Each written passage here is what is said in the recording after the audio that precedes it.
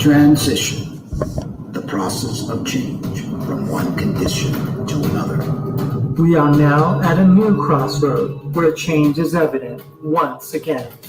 What does not serve us must transform us anew. Returning to our original state of oneness and true nature of that which created who we truly are. Confusion was the way of the past. Enlightenment is the way of the now and future. Shedding away the layers of deceit. We now bring you the transformation of the two who started as one. Our fearless planet never stands still. Earth has been in a process of transition, and we are not exempt from this remarkable ongoing reality.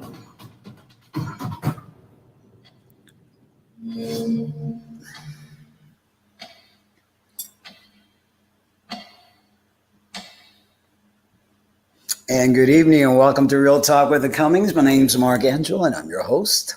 And I'm Ariel, your other host. And thank you guys for joining us. Thank you, Zupet. We are so very glad that you are part of our tribe and we appreciate you totally. You were here this morning with me and you're here again. That's dedication and we totally appreciate that. That's awesome. Awesome. Yes, totally.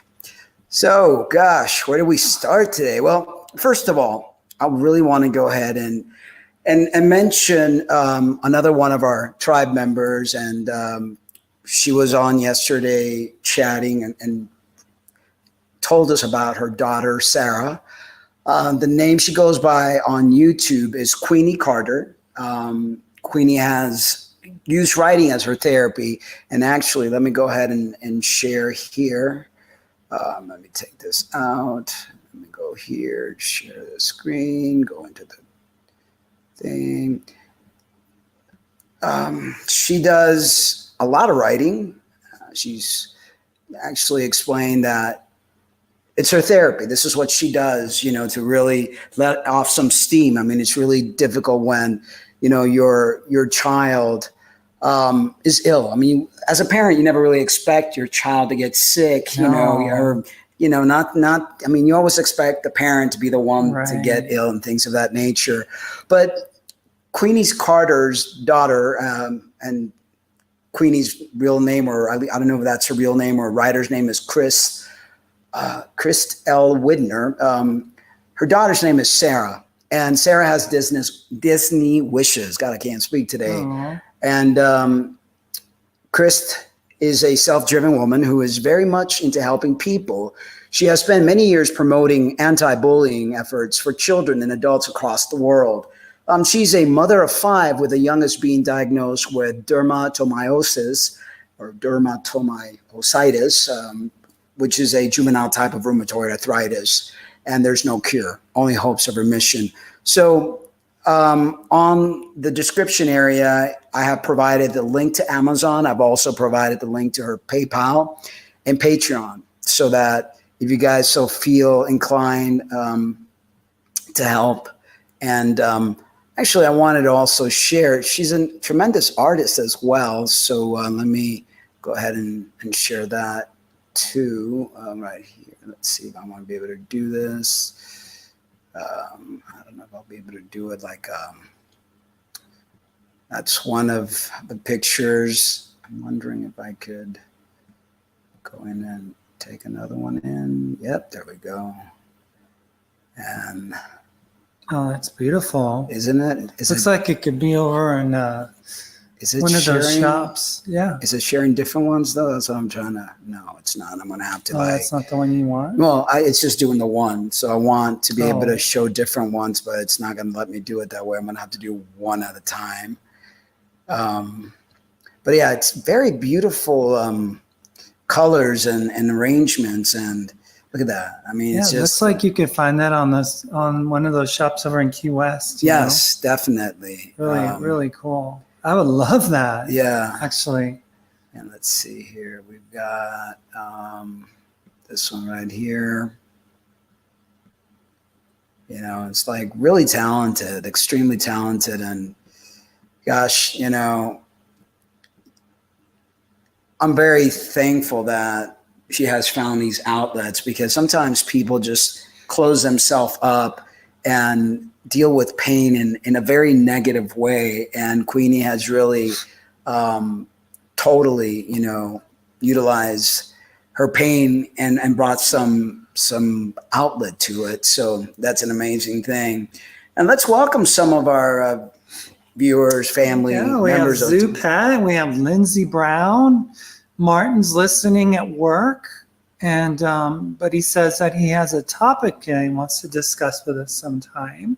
You're welcome to discuss and come on the show, Martin. Kitten XT hey, Kitten. is with us, and Martin asks, need any artwork done, or are you okay for now? I'm okay for now. We're okay. Thank you, Martin. Appreciate you so much. But I hope, Kitten was supposed, not Kitten, Queenie was supposed to show up, or she'll have to rewind and hear what we said. But guys, if you so feel inclined, the links are down below in the description area to help her daughter fulfill her Disney dream. I think every child should be able to visit Disney. Oh yeah, it's a magical place. I mean, for a kid, especially. I mean, I grew up in Southern California, so I used to go all the time, but it was a beautiful place just to be a kid. You kind of lived there for a while, because that's where your mom dropped you off. Right? I lived there for a while, and I also worked there for like a summer. So, yeah. At one point, it used to be a very inexpensive vacation. I remember, gosh, I was probably late 30s. I went to college late. I didn't start going to college later, but during summer break or during the break, me and my girlfriends at the time, that's where we'd go. We'd go spend like a week in Disney, and it was like $200 for hotel, food, and everything. Nowadays, not even. You can't. Yeah, it's not even. I used to go when I was a kid, and I remember getting an all-day pass for $7. Yeah. And before that, they had those ticket books that you'd get, and you had the A ticket and the E ticket rides, C ticket. And I remember the first time I went, I think I was 10, and my little sister was like probably 1 or 2 years old, and that's how it was. You could only ride certain rides, and my dad and my mom, we have this, and then after all, it was just like you paid $20-something and you got a wristband, I think, or I don't remember, and you could ride all the rides. And then I love when they opened Islands of Adventure or Universal Studio. Universal. Yeah, loved all that stuff. But, hey, Rex, thank you for joining us. Love you, brother. I was a Disney kid, though. That was my thing. It was one of those magical places. I couldn't find that kind of magic at Six Flags. I couldn't find it at the local Knott's Berry Farm amusement park. I mean, it was only Disney had that magic. It did, but as I got older, I know as you get older, it loses. That's why I loved Islands of Adventure, because Universal Islands of Adventure had all the all types of roller coaster rides, and I loved that. I loved and also like Tampa Busch Garden, because Tampa Busch Garden is a combination of Disney, Islands of Adventure. I love being entertained. I love shows. I love to see productions. Hey, AK, thank you for joining us. Love and light to you, brother. Yeah, Disney wasn't a place for the hardcore, like roller coaster enthusiasts, no. Like Islands of Adventure. Island of Adventure. That was where we would go to Magic Mountain for that. And that was like where they would have those really intense rides. And Busch Garden had excellent rides, and it had the animals. Out of all the places, I think Tampa Busch Garden was one of my favorite, because it had a combination of it all. I love Disney World. That's what I loved the most. I mean, being a kid that grew up in Southern California, going to Disneyland, when I got a chance to go to Disney World, I was like, because it was like this, not just a park, but there was like this park, and then Epcot, and then the zoo one. And, Who's Martin says, have you been yourself? I'm visiting Universal and Warner Brothers in LA in May, along with the Queen Mary ship, Winchester Mystery House, so many places. I'll make a holiday video so you'll be able to see. That's awesome. There's lots to see. You're going to be entertained for sure. I'm assuming that Universal is the same as the Universal in Florida. This is the original. Yeah. But I mean, because they had the original studios for Uh-huh. Universal, and then they moved it, made a bigger one over In Florida. In Florida, everything's bigger in Florida. in It's Florida, like 'cause Texas. there's more Everything's room. bigger. Yeah. Yeah. Well, Yeah. like I said, I grew up with that. And then, like I said, till I started getting like 90 something dollars per ticket, I was like, okay. Now it's like ridiculous. Yeah. And then you could try to maybe get one of those sit in and all day event type of thing and they give you free tickets. How do you call those? Oh, the timeshares. I'm like, I'm not going to sit through a timeshare. Yeah, I used to go to Disney all the time, even as I got older, and had a year pass. Yes. It was like $99. Yeah, they have for a year pass. They have that for Florida residents. I don't know if they still do. Zoo Pet, thank you for joining us. I don't know if you heard us. You came and left and came back, but thank you. We appreciate you so very much. And Who's Martin says, I bet YouTube hides your channel because I had no idea you were streaming tonight, even with the notification on. wow. And I'm thinking that it could be this app The that new we're app using. could be. I don't know. I don't know. But you it know. could be. Yeah, I'm pretty sure. You both look, what? Go ahead. you both look like you used to be wild as youngsters, and the park stories are confirming it. Oh yeah. I wasn't wild. I wasn't wild either. I mean, I was started pretty shy, actually. Me too. In high school, I was nerdy, into the choir thing and music thing. I didn't start to become wild till a little later. I went through a stage where, I lost myself and trying to find myself and all the pain and all this stuff. So you get into the drugs, the alcohol and stuff like that. But that was, it was like something as desperation, I guess. And I guess we all go through that. We all have our skeleton in our closets, our dark moments. But hopefully, as many of us mature, I know that I did, I kind of like, started looking at life totally different. And, I don't want to harm myself anymore. I'm 54 years old, going on 55. You got to start taking care of yourself because if you don't, it's all downhill from there. Yeah. Zupet says, what was it? No, it was Kit Next T. She said, I remember those booklets at Disneyland. We're aging ourselves here, but yeah, it was like, yeah. And then it was smart of them opening it up the way they did, that you pay one fee and then you go in and you could ride your heart's content. I remember like summertime was grueling hot in Florida and the lines to get into some of those attraction, like was it Space Mountain? Yeah. That line was always huge. And the actual Space Mountain wasn't that great. None of the roller coasters at Disney are that great. No. I mean, Space Mountain, if you were to turn on the lights, yeah, you would be like, yeah, no, it's like, especially when you go to Islands of Adventure where you've got these roller coasters that'll just like, oh yeah, whoa, it'll just, yeah. There's a park over in Ohio that I wanted to always go to. It was like, if you were a roller coaster enthusiast, oh my God, It was like the bomb, Cedar Point, it's called. Yeah. But never made it. Yeah. Never made it. And Martin says, I wasn't in the cool kids group, but that would have involved pretending to be someone I wasn't. You should see that so-called cool kids now. What drugs, Mark, as a youngster? Oh, what drugs, Mark, as a youngster? I did pot. I did some cocaine during the disco era, yeah, pretty much that's it. In high school, I think I tried some Black Beauties. I didn't like the way they made me feel. I didn't like the way pot made me feel. You just kind of do things because that's what everybody else was doing. I like to be in control of my mind. And when you're drunk or getting high, you lose that control. But it took several years to realize that, okay, why am I doing this if I'm not really enjoying it? Do you all remember the People Mover?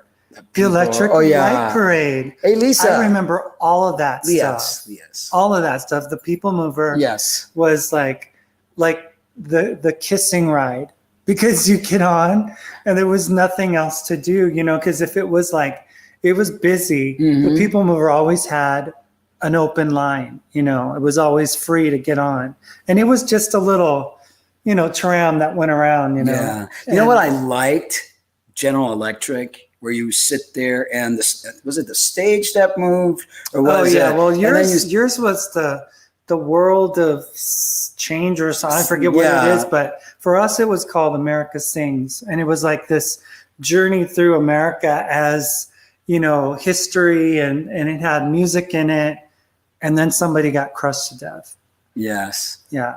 That's why they closed it over at. Yeah. But the other one over there in Florida was like Innovation World or something. Yeah, I think like General Electric owned it or something like that. And so they show the progression of how we evolved, and all that great stuff. The Electric Light Parade. I remember that. I used to, when I worked at Disneyland, I worked on Main Street, and it was the last year that they were going to have the Electric Light Parade. And, it was one of those things that had already kind of gone past its prime. Yeah. Because it wasn't, the lights, wasn't LED. So it looked kind of dated. So they got rid of it. So Leah Woke joins us, and she says, or he says, I'm not quite sure if he or she, or does it even matter? Hiya, Mark and Lynn. I just got turned on to your channel and appreciate your willingness to share your journeys. I just started transitioning, so this channel has been really informative. Well, glad to be of service. Yeah, glad to help. Yes. And AK says, she said, sending love. Love you, Suze. Thank you for Who's Martin says, being here for us. Disco era would be Maritza? Yeah. Oh my gosh, was Maritza a massive disco queen? Oh yeah. Love to dance. Queen. I loved the Latin music, the way those little footsies used to move.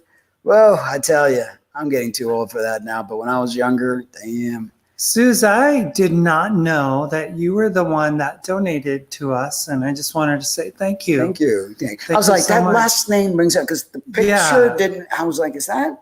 And I'm like, let me find out. But thank you. We thank you so much. We appreciate you very, very much. We appreciate all of you. All of you, yeah. All of you are awesome. Who's Martin says, I have a gross story about a theme park ride involving some odd people. I'll tell you if you give permission, not sexual, by the way. Did you, well, you're in Britain, so calling in might cost you money, so I don't want to do that. And he's at work. And you're at work, so you probably can't call in. But anyway, if you guys want to call in and share anything, ask any questions, say something, the number to call in is area code 575. Let me write it down here, 575 519, no, 519, 519 5930. And that's it right there. It's on. And it's totally on. And we're going to put it right there for a little bit. And today's topic,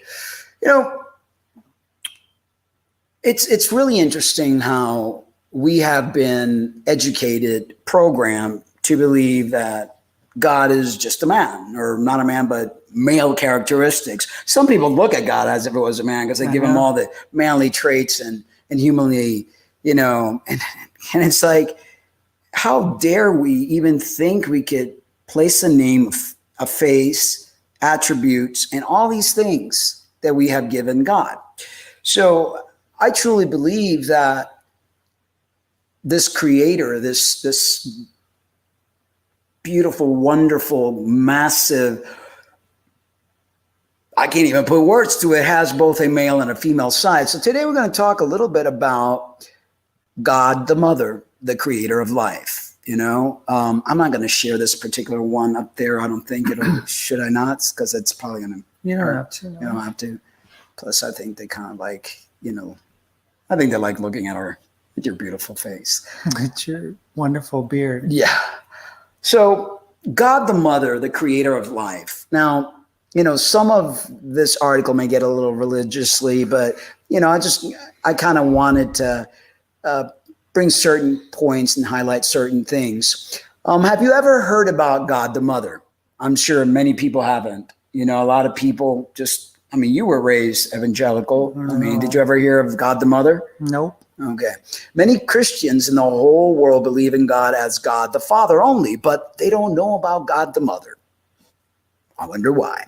They study the Bible and worry about knowing what God's will is, right? They know that following the will of God is the way for salvation. So they want to study the Bible and find a way to salvation. However, God said that God's, plural, will was contained in all things God created. Who is giving life to all things? In this world, there are countless living things. Then what does God mean to all these things that he created? Revelation 4:11, for you, God, created all things, and by your God, will they were created and have their being. God said that God created all things with God's will. What is God's will in all things? Have we asked that question? It is life, animals, plants, and even people. All things of God, all things God has created on earth contain the will of God.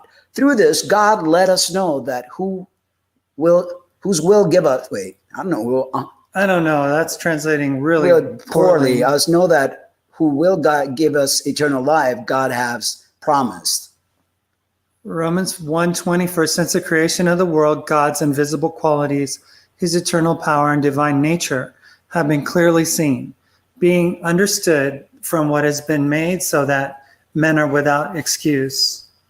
So God said that he made it known through all things, right? When we look at life on earth, all life is given through the mother of flesh. All life. I mean, I don't think there's anything alive that hasn't come through the canal that belongs to a female. Neither fish, nor birds, nor tree can get life without a mother. It means that we can receive our spiritual life through Heavenly Mother. That is why God said we cannot excuse, because he has already made it known to you. God the Mother, who the Bible testifies, no life can receive life without a mother. The life of our spirit too. Certainly, there exists a mother of spirit who gives life to our souls. Galatians 4:26. But the Jerusalem that is above is free, and she is our mother. What does that exactly mean? But the Jerusalem that is above is free, and she is our mother. Does anybody have a clue what that means? Zupet says, I am so pleased the divine feminine is coming to light again. It's so important. People don't realize the importance of the two who started as one, got divided, and now I believe that, what goes up must come down and will become one again. I think it's interesting. There's like certain truthers out there that are really focusing on Lilith and the story. And still, to me personally, I still think that there's too much of a patriarchal slant on what they're talking about. Because I honestly do believe that instead of the man being the masculine, being the focal point, that the focal point for life is the feminine. That is the incubator. That is the birther. It's almost like these accounts still are very, man-centered. Of course. It's like the woman plays like a role for the man. Instead of understanding that the truth is that what may have really happened was that the man, just like the bee, just like the queen bee and the queen ant, the man played the role as a helper for the woman, Right. So, I don't know. Yeah. I'm still kind of at a loss. I do believe that Lilith is more of a positive being than a negative one that they've been given. Because everything's inverse. Everything gets changed around and duped around. And oh boy, Martin just shared this story. I don't know if, okay. Oh, okay. Yeah. Those rides can have that effect on people. I've actually seen people puke on the ride. And then there's this one ride where it's like a swing and it goes really fast. And if you just finish eating, Well, there was one called the corkscrew. Oh, that was bad. How about the one that goes all the way up and then just lets you down? I think there's something about an elevator. Oh, the one over at Disney. Universal Studio. Yeah, MGM Studio. Or Disney Studios, they call it now. But yeah, Martin, I don't know if I want to repeat that. Yeah. That's kind of like, whoa. Okay. Yeah, not good. Yeah. I wouldn't want to be there. You know what did happen though was you always heard change flying out of people's pockets, on one of those rides, the ones that went upside down. Money would fall. I'm sure anything in your pocket. And there was a pool of water. So if it fell, it was like Yeah. dropping in. So Matthew joins us. Matthew Cargis. Yes, and it says, just joining. Phone is better, but weather is the same. Sorry for last time, fam. Good God, Gad Nakamati talks about creation. Ever hear of Yaldabaoth? Yes, definitely have heard of Yaldabaoth. And Zupet says, got to have both masculine and feminine divinities to balance. How can you not? I mean, how can it just... Has anyone really paid attention to the whole fact that this whole religiosity is very patriarchal and very misogynistic? It is. I mean, everything. I mean, even the symbols of the church are very like phallic related. You know, you have the church steeple and you have the obelisk in the St. Peter's Square and all these symbols of the male sex organ, you know, and it's like, it's almost like they want to paint this picture of, don't forget who's the dominant gender here. I know, you know. I know. Pheonix joins us. Thank you, Pheonix.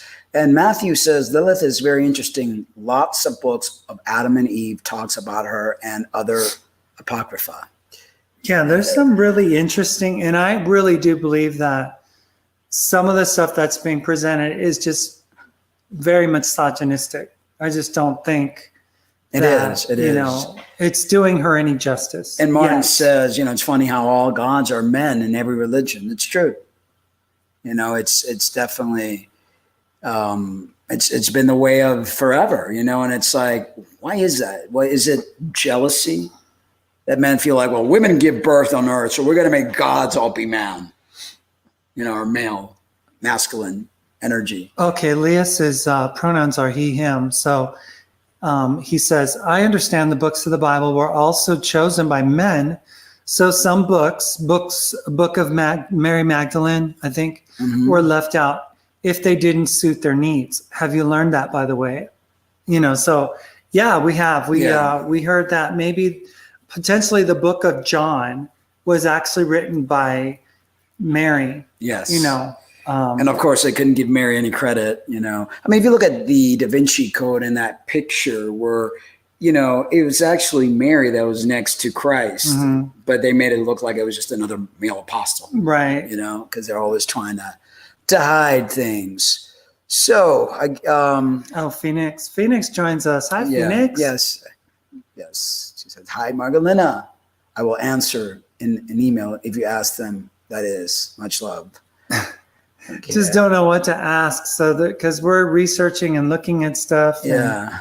And if you find something that's interesting, you can send it along. Apostle Paul said that heavenly Jerusalem is free, our mother. The Bible clearly witnesses that there is a mother of our spirits. God has made us to know our God, the mother, through all things in this world. That's interesting. You know, it says that the Bible clearly witnesses that there is a mother of our spirits. I haven't. Have you read any scripture that states that?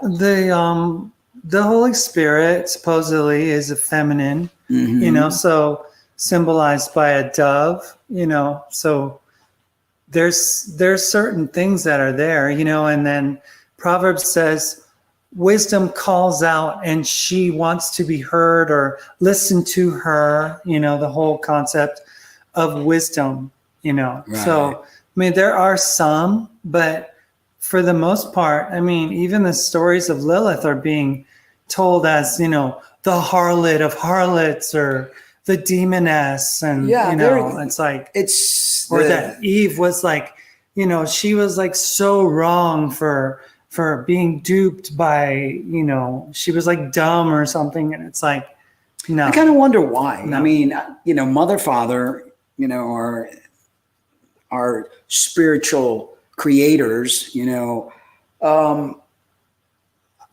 I think they had nothing to do with the whole like trying to push mother out of the picture. I think it's these lower deities that are very jealous, very angry, and they're the ones that have been trying to take the role of gods. So therefore, you know, they don't want to give any credit to mother. Right. You know?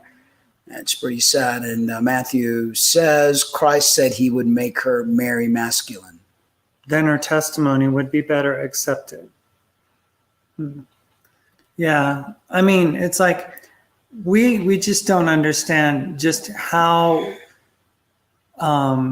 women were viewed in that culture of that time. I think women at one point were considered superior, were the ones in charge, were considered the goddesses, and then something happened.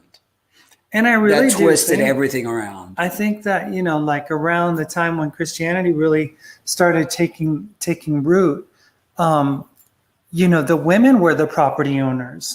They were the ones that had the land and everything. So like when the Inquisition happened, all these women who were property owners were then being accused of being witches. Yes. And were having their property taken away from them. Totally. Well, Dean Maroney joins us and says, hello all, supporting channels here. Two sides, one coin. Thank you, Dean. And Phoenix says, you can ask anything and I have a lot to show you. So ask. Yaldabaoth, Lilith, Jesus, anything. I got you and I will show you where to look. And AK joins us. Awesome. And he says, but there is feminine to Vesica Pisces near every obelisk. It is always duality. Yeah, it is, but it's always duality with the emphasis on the masculine. That's what it seems to be to me. And, it's just perturbing and difficult to understand that. Why has that been the case?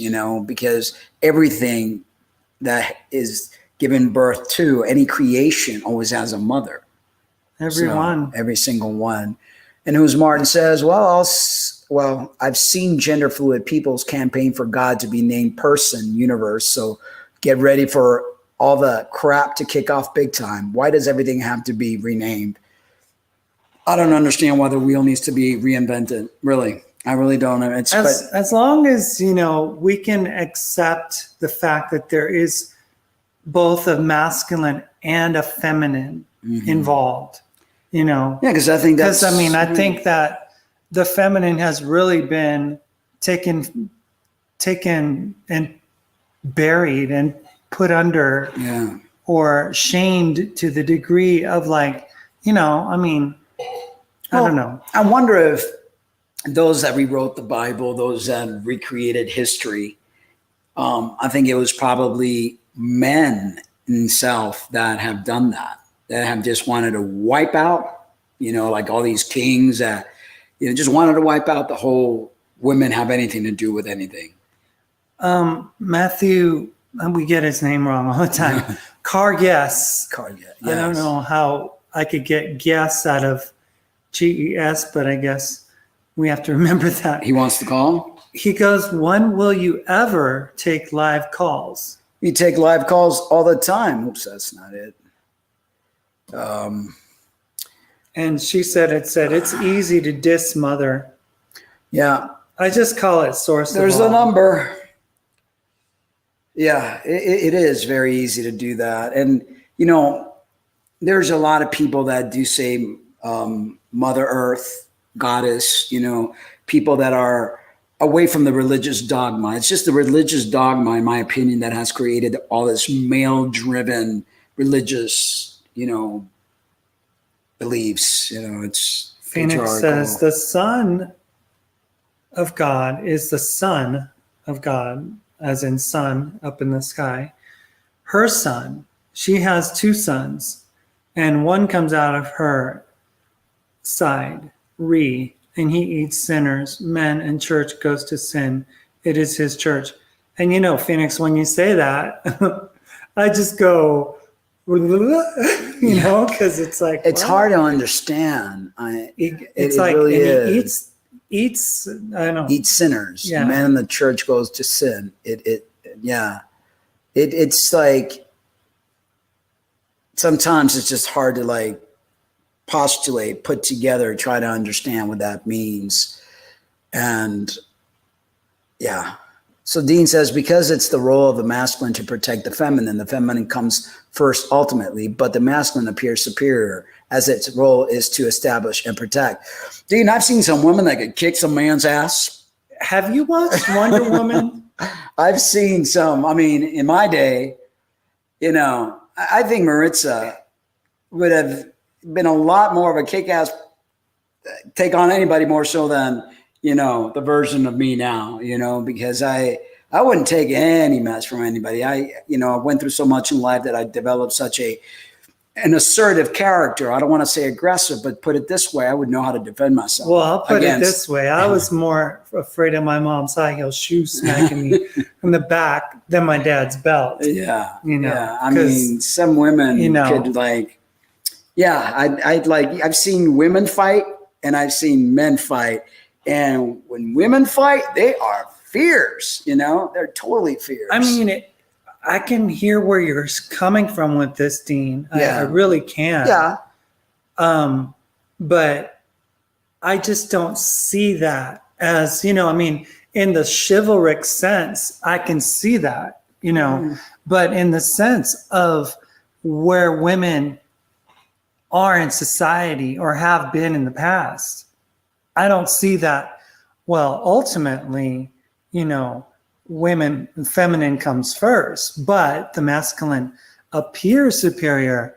I mean, I don't know if that appearance of superior is an insistence on being superior. I don't really think it's, Yeah, I totally believe that women have more pain tolerance. When you upset a woman or when a woman finds that her baby's in danger, the person that she loves is in danger, they will come up with such strength that you don't know where it comes from. But it's just. What feminine traits do you still hold, Mark? Sorry to ask. I'm just curious. There's a lot. I mean, I was never like really feminine when I presented as female, but I do have a lot of nurturing characteristics of myself. I'm very detail oriented with things. He likes to talk things out. Yeah, I'm very communicative. All the time. Yeah, I need to communicate things to death, to the point that I drive Lena crazy because it's just the way we were raised and socialized. And I'm very At one point, Mark had basically rehabbed me and stuff, and I at first wasn't able to step into the shower by myself, right? I needed somebody to bathe me because I couldn't move my arms. I could move my legs, but I couldn't raise my arms or move them. And so Mark took it upon himself to bathe me and to clean me up. And then the time came when my arms came back, my hands and stuff. After I rehabbed her, yeah. Yeah. And then Mark was like, "Oh, I want to help you." Yeah, it's I wanted to shower together. I wanted to shower together with you. After they became independent. That's what lesbians do. They like to shower together. Yeah. And they like to do things together. And women, everything they like to do. What do you think? Together. A lot of women, after they get to a certain age, are tired of dealing with men. They become lesbians because they're looking for that. Sue's just, had said earlier, I don't want to have to look after a man. Right. There's just a special connection between two women because they speak the same language. And not to say that every man's the same, every woman's the same, but in general, it's pretty much, there's different needs, Martin, different needs. I mean, even though I look as rough and tough that I have needs, very emotional needs, communicative needs, things of that nature. Someone's calling from South Dakota. Okay, well, and hit the one. You need to hit the one. There you go. And speaker. Okay. Speaker. Hello. Awesome. Okay. Well, I don't want to. It's okay. It's the Cargus. How you guys doing? Hi. Hey, how you doing? Cargus, right? That's how. Yeah, Cargus. Like guess. Cargus. Yeah. Cargus. Yep. I know you can't get guess out of GES, but that's what it is. That's all good. Matthew is easier. So Thanks how you for doing, calling, Matthew? Well, it's going all right. I mean, it's a little bit muffled, and when you both talk at the same time, then it's all skewed. But I just had some questions and wanted to talk about the Nag Hammadi scriptures more than anything. I've been getting into the Nag Hammadi. I actually bought the book off of eBay. Yeah, I had the app before, but the physical book itself is really great. It's got the footnotes. a lot of different Bible references and things that are in there.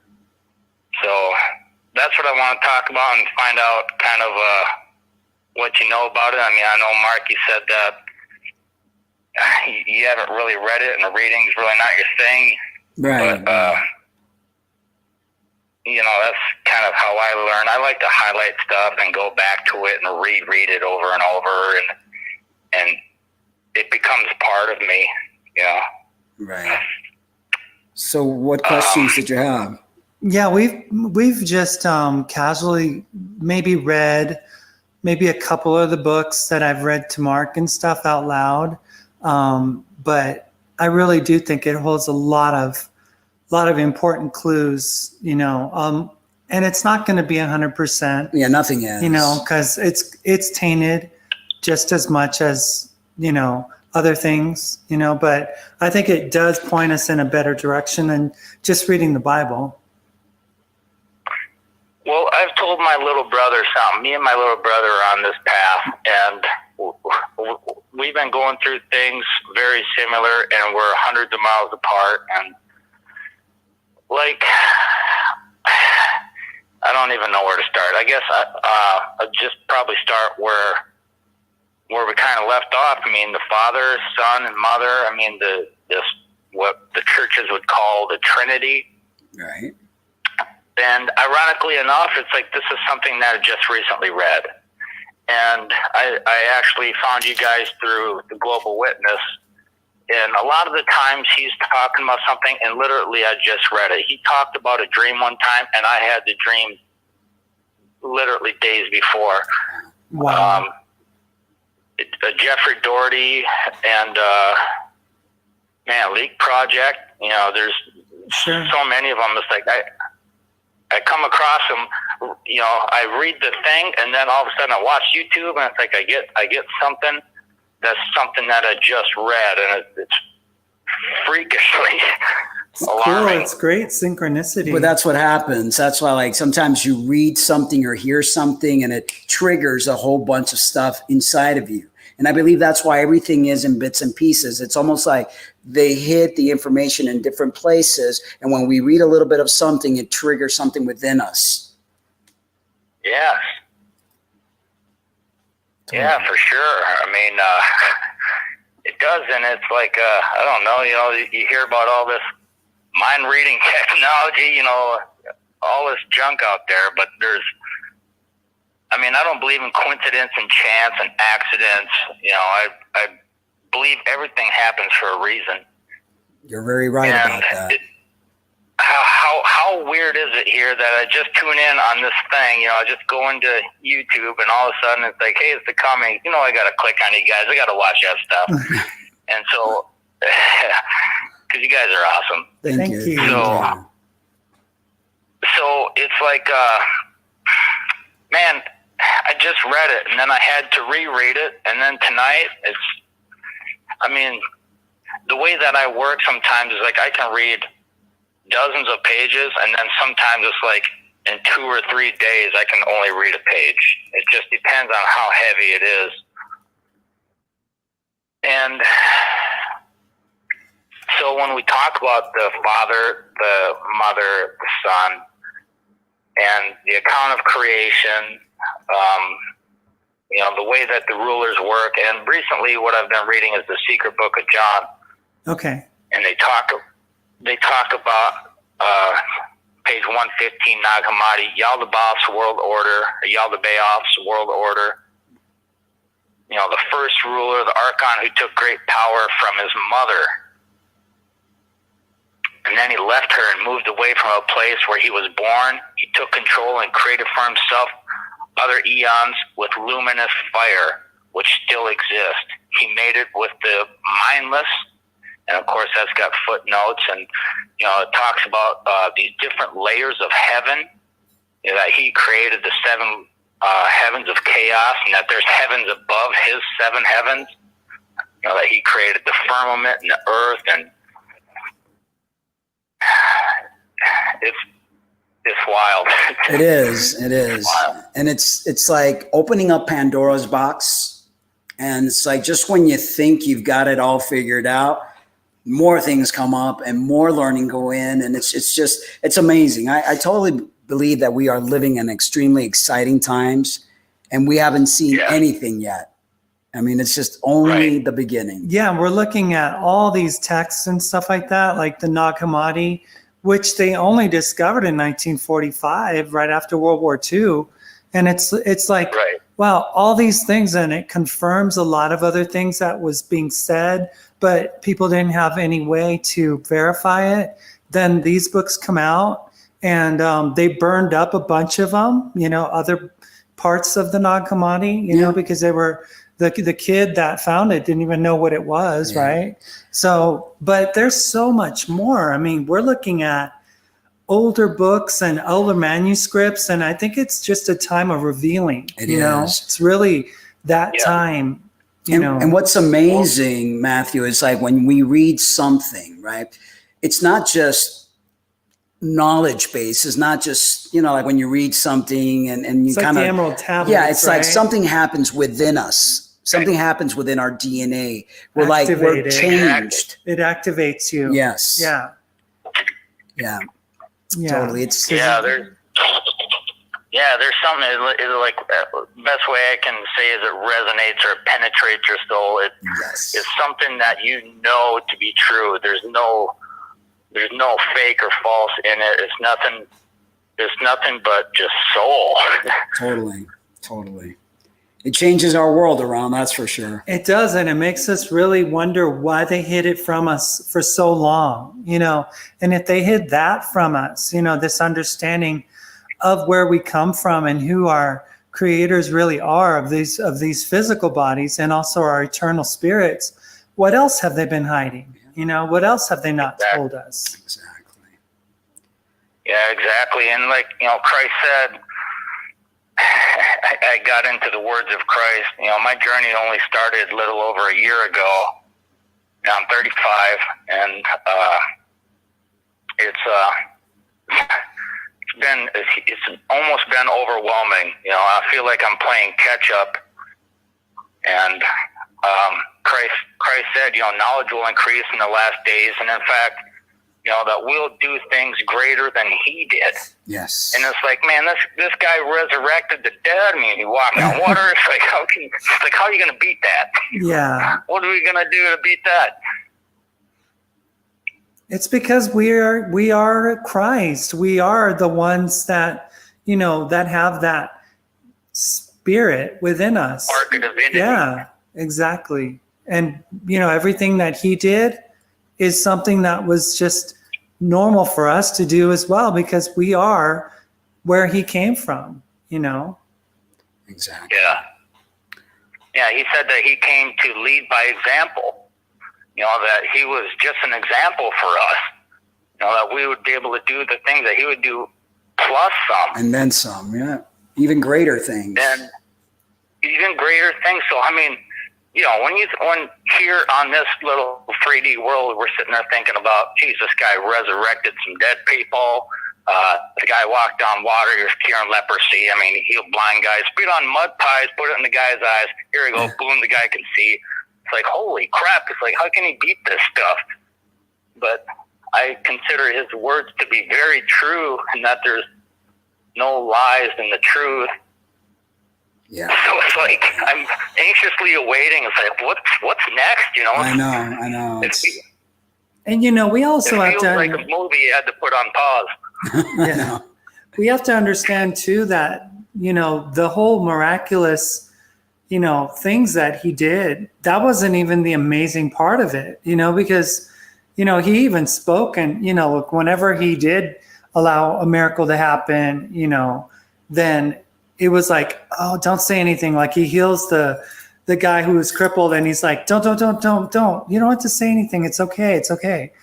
Because back then, I believe that humanity was much more in touch with their spiritual essence. So seeing things happen supernaturally was like a normal thing in that society, So it wasn't that, Paul got stung by a snake and that he didn't die, I mean, it's like a magician could do that too. You know what I mean? So it was almost like, Jesus was speaking about this kingdom that wasn't of the people that served this God who they thought was the creator of all.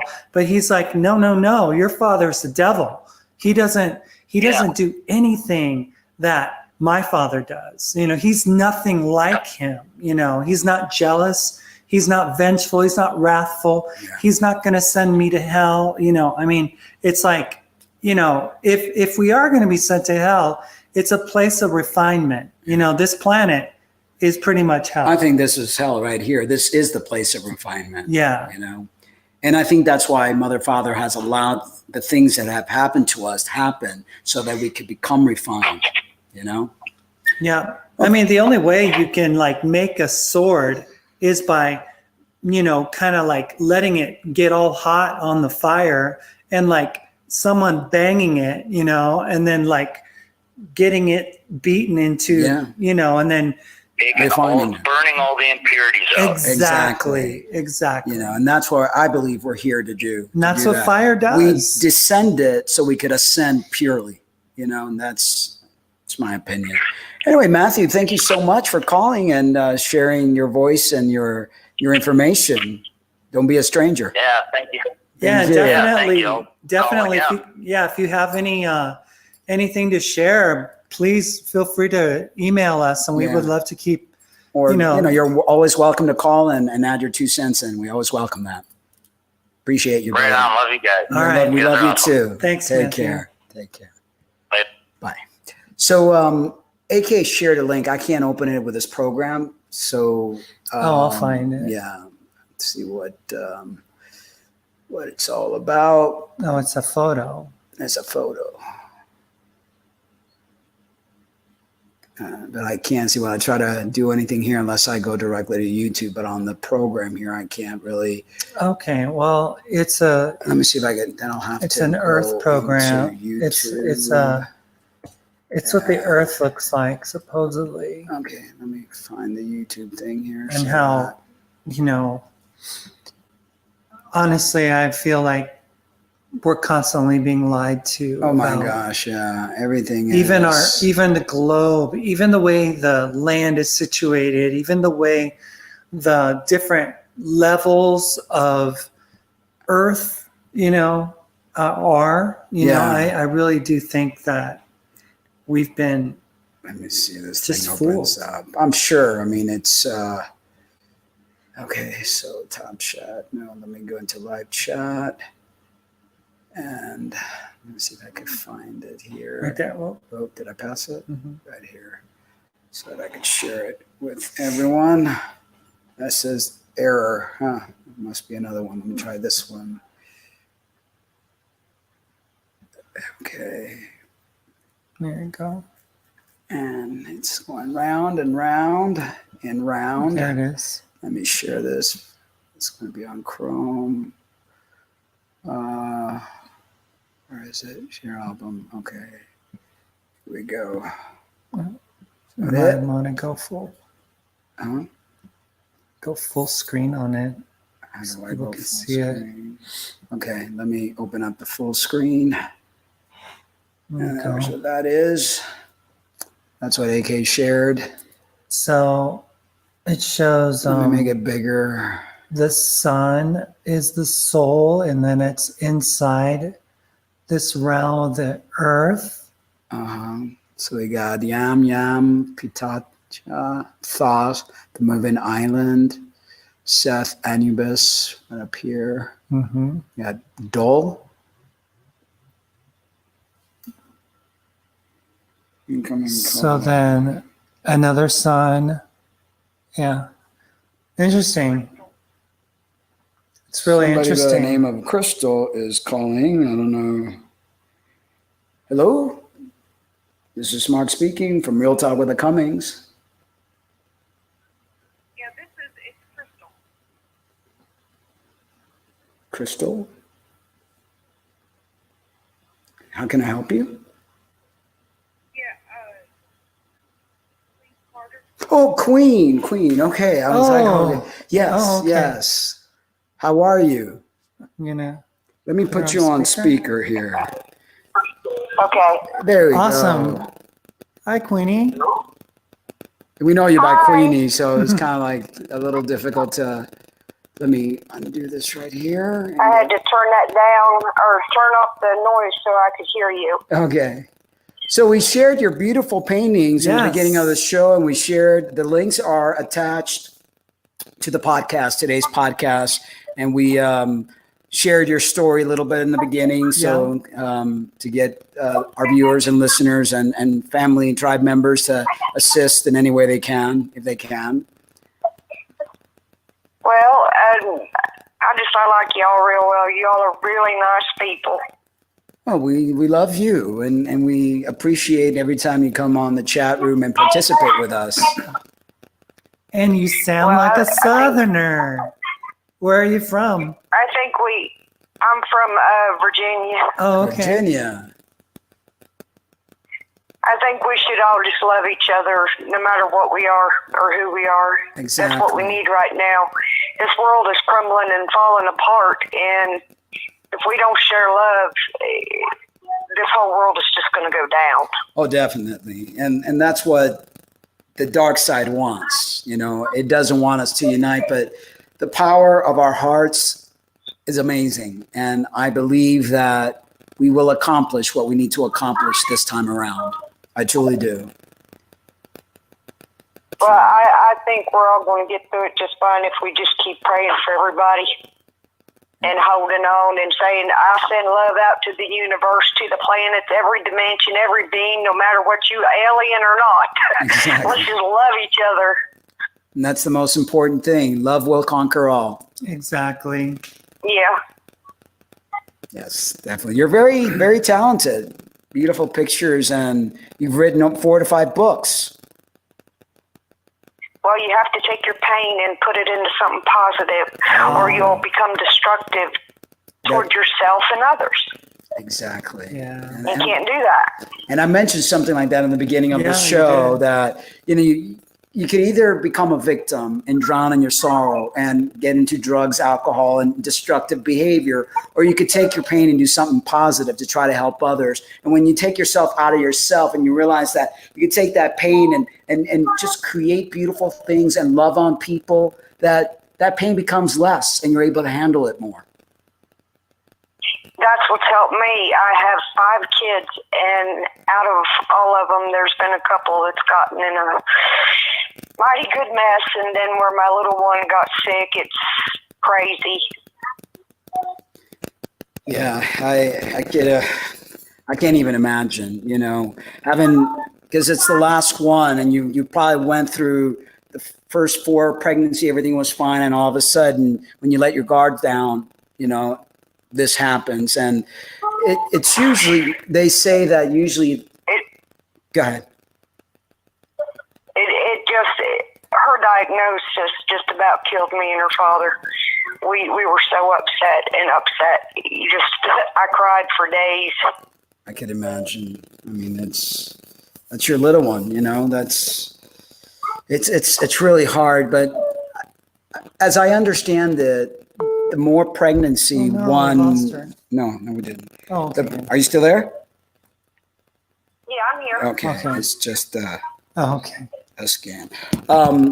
The last pregnancy, usually as women get older and their hormone levels change, there's always a bigger possibility for there to be problems with the last child. And I don't know why that is, but that's always been a lot of my patients that I used to have. I used to work a lot with children, and they usually were the last kids in the family, and that there's always some sort of neurological impairment, some sort of problems like, arthritic problems, autoimmune system problems, And it puts the mother at a higher risk category Yeah. as she ages, right, to have a child. yeah. Yeah. Yeah. But she's doing okay. We have chemo in the morning, Okay. so keep her in your thoughts. Always. Definitely. And everyone that's watching, please keep Crystal's beautiful daughter in your prayers and in your thoughts, and make sure that you send Sarah a lot of healing energy, and that her Disney wish will come true. I'm working hard for it. I'm going to do whatever it takes. Well, let's hope that the links provide something that people will go ahead and whatever amount, because every little bit helps. If we all contribute, then every little bit helps. Absolutely. Okay, I'm going to have to get off here now. Okay. It's about time for me to get her cleaned up for bed so we can get up early. Okay, Greenie. But it's been great talking to you. I think y'all are so great. Thank you. We love you and sending We lots do. of We healing love thoughts you. for you and Sarah. Much love to all of you. Bye. Much Okay, love to you. bye. Take care. Well, we got the other phone call going, I guess, because I Wow. gave that number in the Oh, morning. okay, Well, at least we yeah. got two numbers, and Okay, it's always yeah. good to. So, yeah, guys, please keep Sarah in your prayers. You know, it's hard when a child gets sick. It's really difficult. I mean, it's hard when anyone gets sick, but when you see the little ones that are meant to be playing and enjoying life, and when their playtime gets disturbed, when they have to deal with sickness, which is not something that I think any parents really prepared for. You know, it's hard. It's hard, but we're living in such a chemically filled world, a world that is not conducive for health. And we need to do everything we can to change that around, everything we can. And that includes, you know, thinking positive thoughts, eating the right kind of foods, exercising, raising up the vibration. Absolutely. Love and positive energy. Thank you, Being Dottie. sent. Thank you. And hello, Health Mart. Thank you for joining us. Hi, Yeah, Mom and Dad. Okay. Love you. Love you. And yeah, let's see here. So Dean was asking, you know, if we believe that masculinity and femininity were toxic. Was it? I'm not. okay, let me Can just you go back? let me go back. But she said, who was that? That's Queenie, the one we were talking I about. already Oh, said you already that. said that. Yeah, Okay, I didn't I see that. already- So where is this? Earlier. Math. Who You is can it? keep on scrolling back. Okay, wait. Who is it that we're looking for? We were looking for Dean's comment because that's where we left off. Okay, Darth. And keep going. On the phone, Keep going. Matthew. It was Keep before going. Matthew? Yep, because Okay. they asked the question. Keep going. Keep going. Keep going. Keep going. Right there. Okay. Okay. Do you believe? Do you believe masculinity or femininity to be toxic? He said, I think they're both sacred. And yeah. Okay, so I'm trying to understand the question. The energy of the masculine and energy and feminine energy, it's a beautiful thing. It's when it's no longer the sacred feminine or the sacred masculine, when it becomes the imposter energy, when it becomes something that becomes destructive. Like too much masculine energy will bring in war. Too much feminine energy will bring too much sexual energy, too much perversion type of thing, as we've seen with the Jezebel type of females that we have in this world. Not just trans women, but regular females could also be in that Jezebel excessively feminine energy where they try Seductress. to seductive, manipulative, sexually perverted. So the pure form of masculine and feminine energy is beautiful. It's what we're all should be striving to balance within us. But when it becomes the upside down situation, what the enemy has created, then that's where we get into trouble. And you know, one of the biggest ways to know if you're on the right path is to test the fruit. Is it producing love? Is it producing joy? Is it producing peace? You know, if that energy is producing, you know, destruction and control and pain and, you know, guilt and condemnation and judgment, you know, then, you know, you do realize that it's not going to be of our mother, father, you know, Exactly. it's of, you know, it's like those energies, like that one of the Yahweh God is that of a very masculine perverted masculine energy Right. that seeks to destroy, that seeks to be jealous, that seeks to make people subservient to them. But what is this? Gail shared this. It's understanding my unloving self diagram, becoming my unloving self, denial techniques, will to deny, excuse, justify, blame, minimize, lie, judge, punish self and others,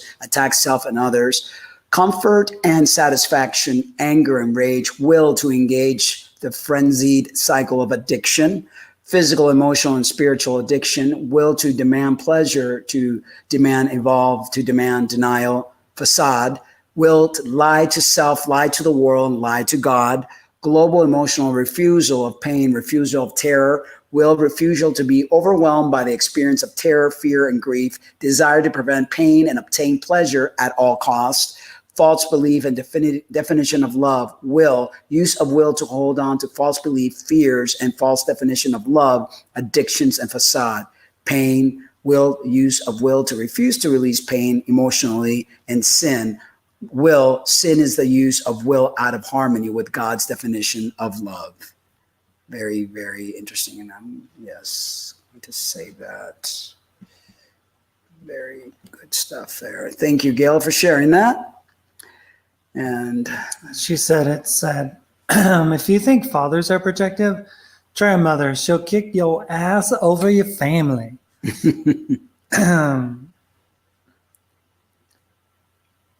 Dean says, I think that's always been the aim, and many times it's gone wrong. Thank you for engaging and being thoughtful about all of this. interesting. And health. Her name is Wendy, just shared a video that I'll watch later. It's an hour and 22 minutes. I just put it on my history. Thank you for sharing with us. Yes. Thank Leah you. said, first time I heard of Nag Hammadi scriptures, I Googled it, applied to various early Christian sects that claim direct personal knowledge beyond the gospel or the church hierarchy. Interesting. So who's Martin says, I don't know. Mark identifies as a man in Lena, but I am asking the biological Mark in the Lena of now.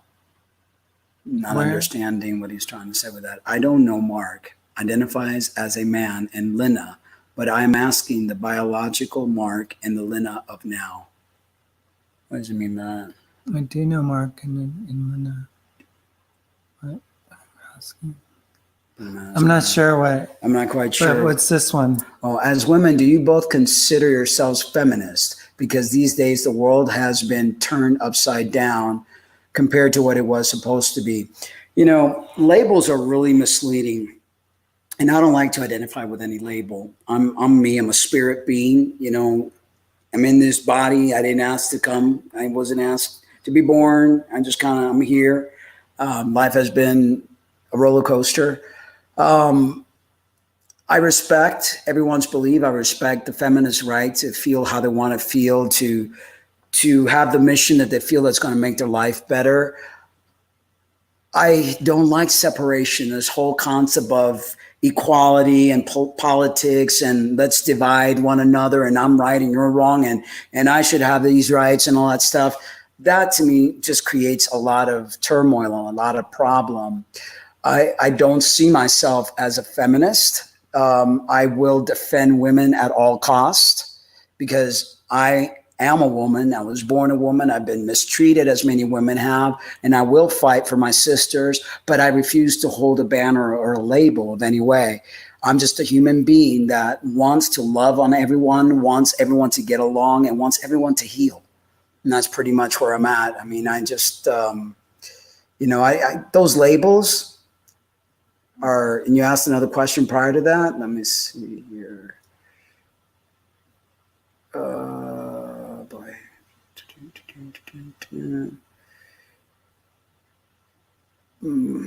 Don't see. It'd be easier if you just type it in again. Because with the phone call, we got really because the phone calls and stuff like that. back. And Health Mar says Pope knows just released a video saying they are the beast and deceivers. Let me look into that later. A man, when I hear I'm a feminist, I know what I'm in for. True feminism is strong women who don't throw random hate words out with no facts. That's why I respect you, Mark. Yeah, I mean, it's like waving a banner to justify your hate, just like religion. People use God as their tool to justify hate and to kill. And I'm killing you in the name of God. And, you know, it's like, it's just a way of saying I'm a coward and I can't tell you what I feel in my heart. So I have to hide behind some sort of label. And to me, that's not cool, you know, because it solves absolutely nothing, in my opinion. Gail says there's a history of women oppressing men as well. We're all equal. And, you know, I would like to know where that history is, because that's the thing. It's been buried. It's been suppressed. But obviously there is a history, and that has been the part that the archons have wanted to play, you know, in dividing us and making us fight each other and fight the sexes from, you know, uniting. Because if we only go masculine, then we already know what the problems are, because this is the world we have. If we only go feminine, that's another world of problems of its own. Right. If we combine, it's like like you were saying, the red and the yellow make orange. So we have like a new color birth. Yeah. Okay. Exactly. A new color has been birthed out of the feminine and the masculine. And that's beautiful. Yeah. And that's what they don't want us to know. And that's part of alchemy. Magic. That's part of alchemy. And I believe that that's what we're here to learn how to do, how to balance both our masculine and feminine energy. And how that looks on everybody, that's different, because some people might have 30% feminine and 70% masculine, you know, but as long as you know how to perfectly create that into a beautiful alchemist creation, that is the beauty of you.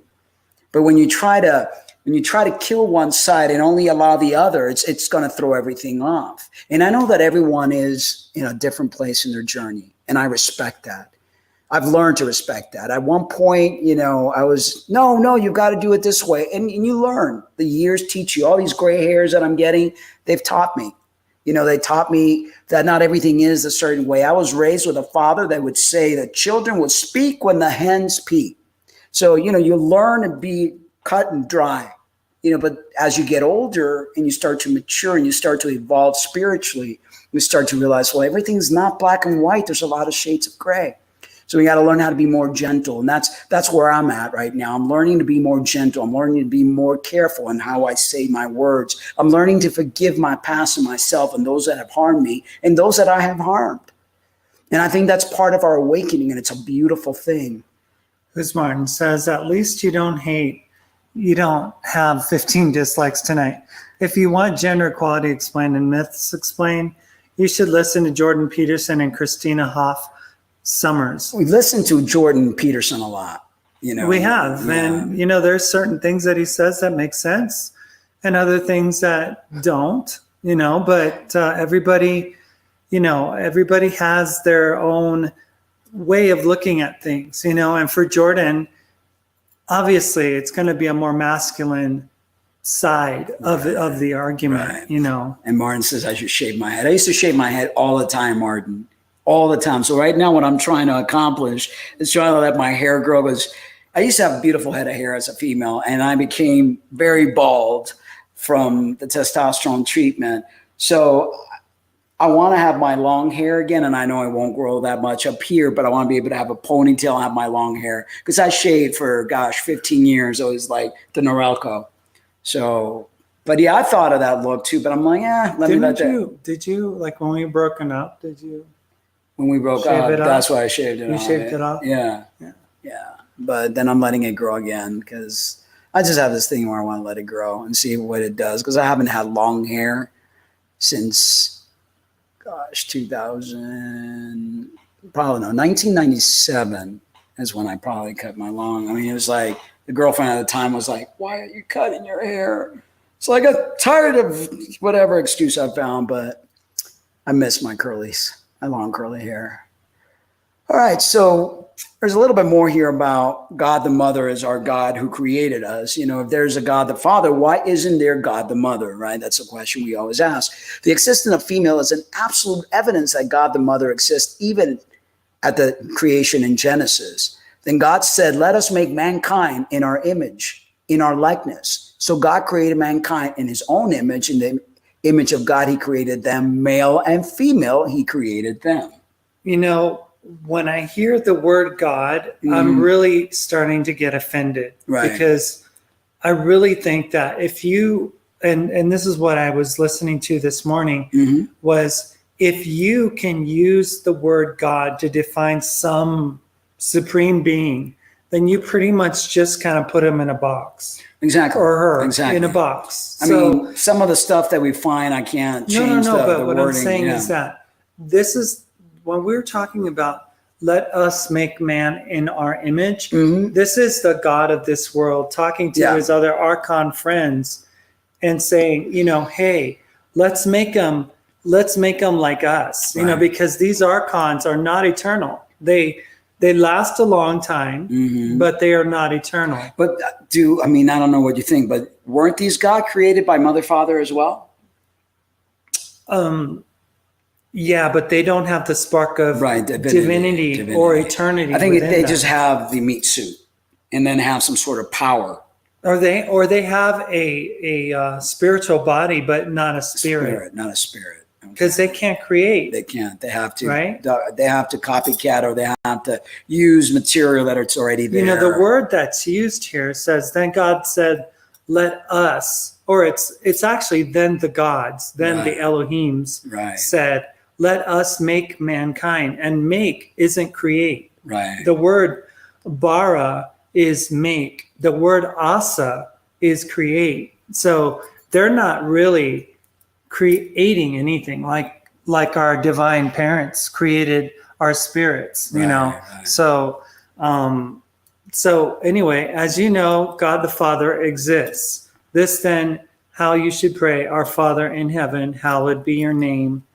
Why not God the Mother? Yeah. And that's the point of this, that I wanted to bring out with this article.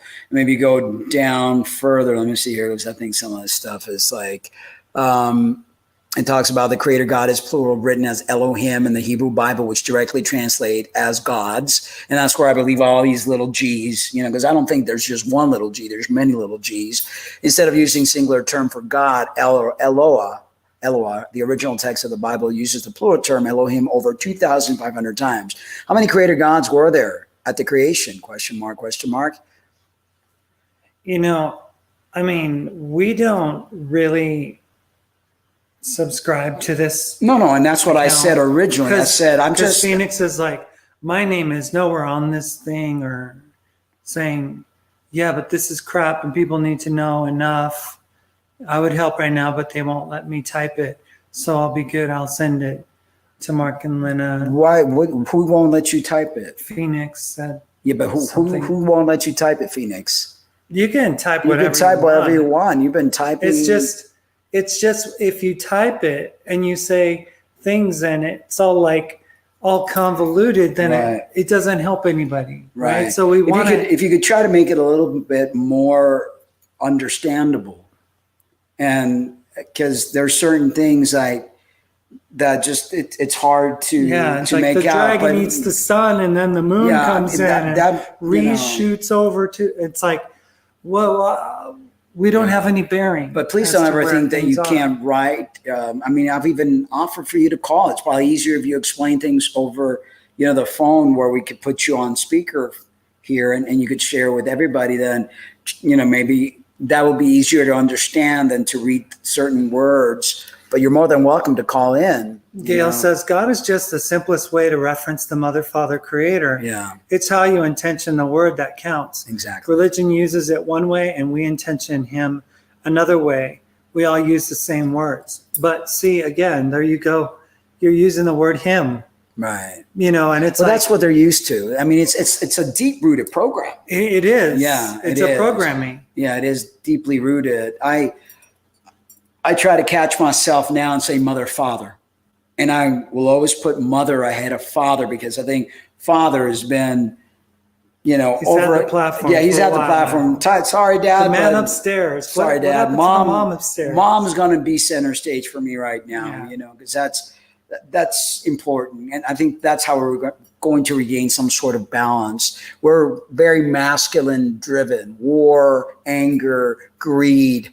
And not to say that every man is into war and anger and greed, because there are some beautiful men out there with emotions that, you know, but the norm, the energy in itself, even women nowadays are driven by a very masculine energy. So it's not even about men or women. It's about the energy and the essence.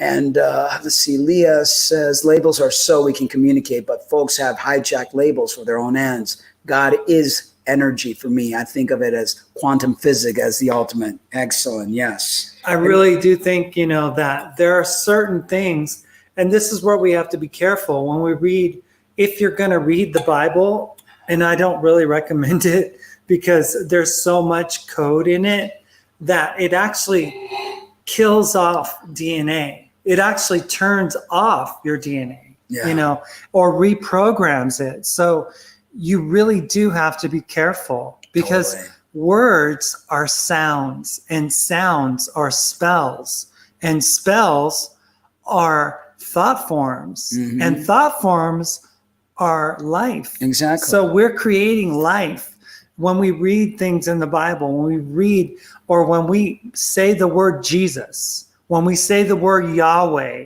I would think, you know, the reason that it was unutterable is because it has a certain incantation and a certain like semblance for its existence in the cosmos. So when we do use the words, we are so flippant about how we use the words, but they weren't flippant in putting it in there. Believe me. No. And like you said, like whatever we read alters something within us, alters our cells or DNA. And that's why they put in the beginning was the word. The words could really create a lot of things within you. You have to be very mindful and you have to capture every word you say, every thought you think, and everything you hear. Almost put it through a filter or a cleansing so it doesn't harm you or others in any way. So Gail says, sorry, Linda, did you mean to say it, not him? You wonder how those mistakes happen? I was just saying that the him is given way too much emphasis. And no, I wouldn't call he, she, and it. I would call mother, father, mother, father. See how easy it is to use the word it. That's what happened when we were, because I mean, when we don't want to label or gender something, unfortunately, sometimes the word it and it's, you know, it may sound a bit disrespectful in a sense, but it can flow in a sentence unintentionally without any harm, in my opinion, because I've done that. I've used the word when Lynna and I broke up a while back, and you know, I wasn't going to give her the she pronoun because I was upset. So I said the word it, and it wasn't meant in a derogatory manner. It was just, instead of using they, which is what, you know, a lot of gender neutral people go by. So yeah, it's a slip of the, is it Freudian tongue. So Heavenly Mother and the Heavenly Family, can a child be born without a mother?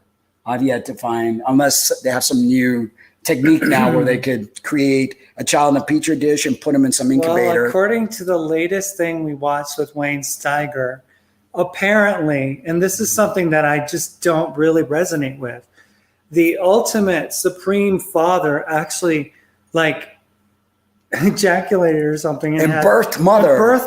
Birthed the mother. light, her light something or another. It's like, and again, a man. Right.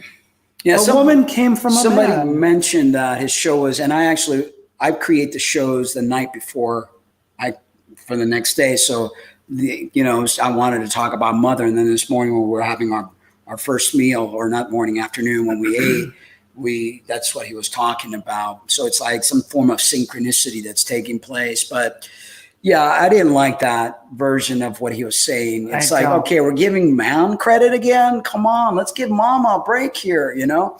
Mama can't even Mama can't even be the one that brings life in this planet. But what's happening this now, babe? existence. What's happening now? Transgender people are trying to change the verbiage to pregnant people or pregnant person. They're trying. I mean, this whole thing of stripping mother has a history a mile long, and it continues. And now they just want to like eliminate the female altogether. You know, the earthly system is a copy and shadow of the heavenly one. God is our heavenly Father, according to Matthew 6:9. We are sons and daughters of God. The Jerusalem that is above is free, and she is our mother, says Galatians 4:26. That's the same thing. I still don't get that Jerusalem that is above is free. So is Jerusalem in the heavens somewhere? Yeah. You don't know? Just as human mothers give life, heavenly mothers give spiritual life to mankind. I believe so. I believe that that's where we all came from.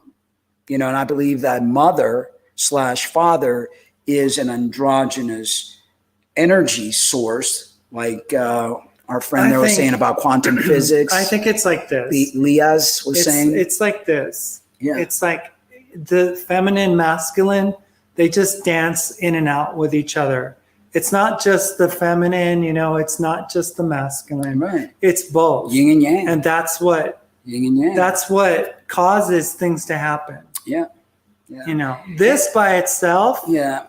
you know, it's not going to get it done. But Exactly. these two things. Well, like I said, one hand washes the other. Try washing one hand by itself. You know, can't do it. You have to do this, and it's a dance, and it's a struggle, because you know relationships aren't easy. I mean, you know, and I'm sure everybody does. I mean, I've yet to find a couple that doesn't argue. Oh, You know, I mean, yeah, if you don't argue, then I there's, mean, you know, and it's there's, almost like, and it's like we're learning, and it's probably part of the lesson to learn how to balance your male and female essence so that you could return to oneness. Because something happened where we got split apart, and Leah says, "I'm glad you found each other again." Thank you, Leah. I'm glad we found each other too. I love you to death. You know, We do. we have our, you know, whoa, was that a fly or something? Just blew up? Something. All babies start as female. It's the undifferentiated creation that the fetus could be either male or female, and the ovaries could drop and become testicle, all depending on the SRY gene and the hormonal bathing that takes place. So it's undifferentiated depending on what happens. You know, the testicles drop, the clitoris will become a glans penis if there's androgen, you know, and then you have the intersex where, you know, gosh, things happen where you killed it. Sorry, vegan. Things you could have one ovary and one testicle. But yeah, it's very interesting. That's why I've always said, well, why do men have nipples? Why do men have a line that closes their scrotum? Because it could have been the labia minora and majora, you know, but when the SRY gene becomes androgen based, then you have an XY kicking in. But it's an amazing, beautiful thing. But it's really all about what? Reproduction. You know, that's the only reason that we were the divine divided. Feminine, though, and the divine masculine isn't just about Well, reproduction. yeah, I'm talking about the sex reality. I mean, the energy is way above what we are even privy to on this planet. Let's see here. AK, I'm not evil. Who said you were evil? AK, you're a loving, loving soul, and we love you. We would never say AK is evil. Well, not at all. And Leah says, Lena, you are awesome. I just called you Lena like everybody else does. Lena. Yeah. Thanks, Leah. Yes. He goes by him. Leah. Leah's. I keep, like, when I'm looking over here, I keep seeing Lisa, and it's Leah's. Leah's. Goes by him. Gail says, sorry, Lynn, I did not mean to say it, nor him. You wonder how these mistakes happen. Easily, right? It's like Freudian slip of the tongue. Matthew said, Sophia made the darkness without consent. Androgynous beings run it here. I think that's one of the things in the Nag Hammadi that may be a little twisted is this concept that Sophia made a massive mistake and that she was like in error and that she somehow birthed the demiurge, and Yaldabaoth came out, and I think it's almost like so much of it is like almost like, oh, the woman made another mistake. And I think women always get the bad rap. I honestly think. Do you see why I wanted to change my gender? Think about it. Who's always right in the family? Is it mom's intuition or dad? I know. Who has eyes in the back of her head? I know. Mom Is knows it mom all. or dad? I know. So it's like I have eyes behind the back of my head. I just personally think that Sophia has been given a raw deal. She has. So, and just like Lilith, just like Eve, just like Mary. I mean, Mary was said to be a prostitute. I know. My gosh, it's like crazy. Jesus. There's so many to the prostitutes Samaritan. in the Bible too. It's like they're Rahab the harlot. I mean, it's like that just tells you how much men hated women back in the day. They were all closeted homosexuals. They used women to have babies, but they all had lovers on the side. They just wanted to have kids. Alexander the Great loved his lover more than he loved his wife. The man suffered to death when his lover got sick. He couldn't care less about his wife. Baby pusher, that kind of thing. Matthew says, you all are growing. Cummings will be big. Throw a thumbs up and sub. Yes, thank you, Matthew. Please, please. And we accept that. Yes. Bring it on. Bring it on. And let's see here. Zeus birthed Athena from his head. What in the world? Who said this now? Leus. Zeus birthed Athena from his head. Zeus birthed Athena from his head. I took mythology in high school. I don't remember that ever being said. Again, there's another account of a man. Yeah, birthing. I'm sorry, but man can't birth. No. No. Two-spirit. Twin snakes, she said it. Recently watched the new Avengers flick, Thanos and the Face of the Deep.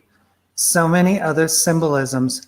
There's lots of things in those Avengers movies. Yes, there are. I don't specifically remember Thanos and the Face of the Deep personally, though. Not sure. And I thought we watched the latest one, Infinity Wars. Wasn't that the one that we just finished watching a couple of weeks ago? And Gail says, I will post the link to a prayer, one for the father and one for the mother. I use them back to back, make laminated bookmarks, use the one that resonates at the time.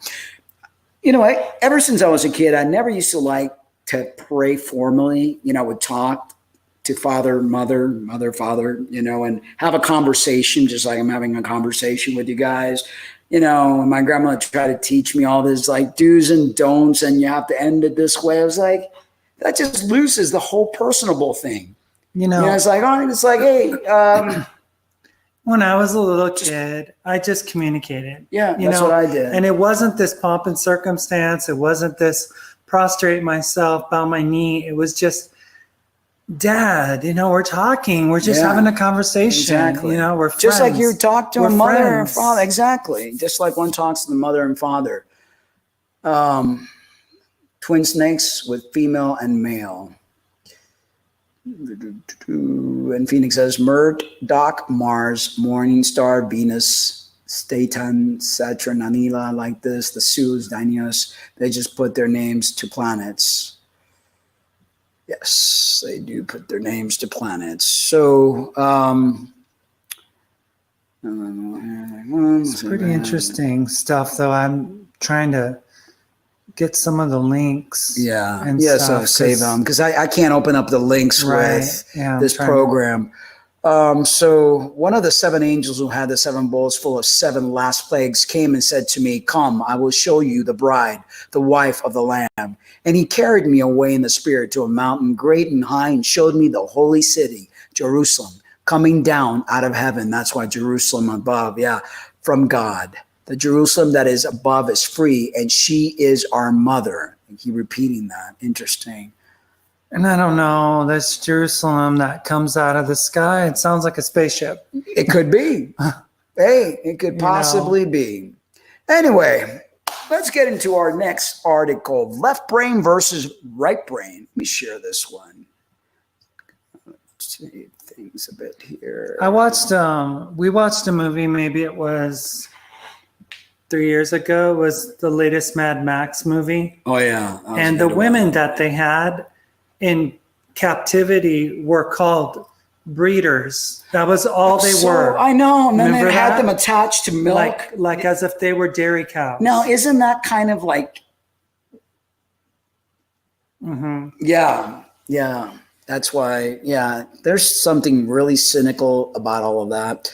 So left brain versus right brain, what does that mean for me? Now, there are certain dynamics that your left brain has versus your right brain. And I think it's part of that. You know, when people are epileptic, they're having seizures, it's that your left brain and right brain stop communicating. There's something wrong with that little tethered piece in between. And it's important to learn how to calibrate your left and your right brain. And there's many different ways of doing that through sounds. There was actually a program that I was listening to, but they removed it. All of a sudden, I wonder why, that you would hear certain sounds from your right ear, and then it would say certain words, and you do the other side, and it would kind of teach you to communicate, have each hemisphere to communicate with one another. So the human brain works. How the human brain works. The human brain is an intricate organ at approximately 3 pounds. That's how much your brain weighs. Approximately. It contains about 100 billion neurons and 100 trillion connections. Your brain is command central of all you think, feel, and do. Your brain is divided into 2 halves or hemispheres, sort of like the Earth. Yeah. Within each half, particular regions control certain functions.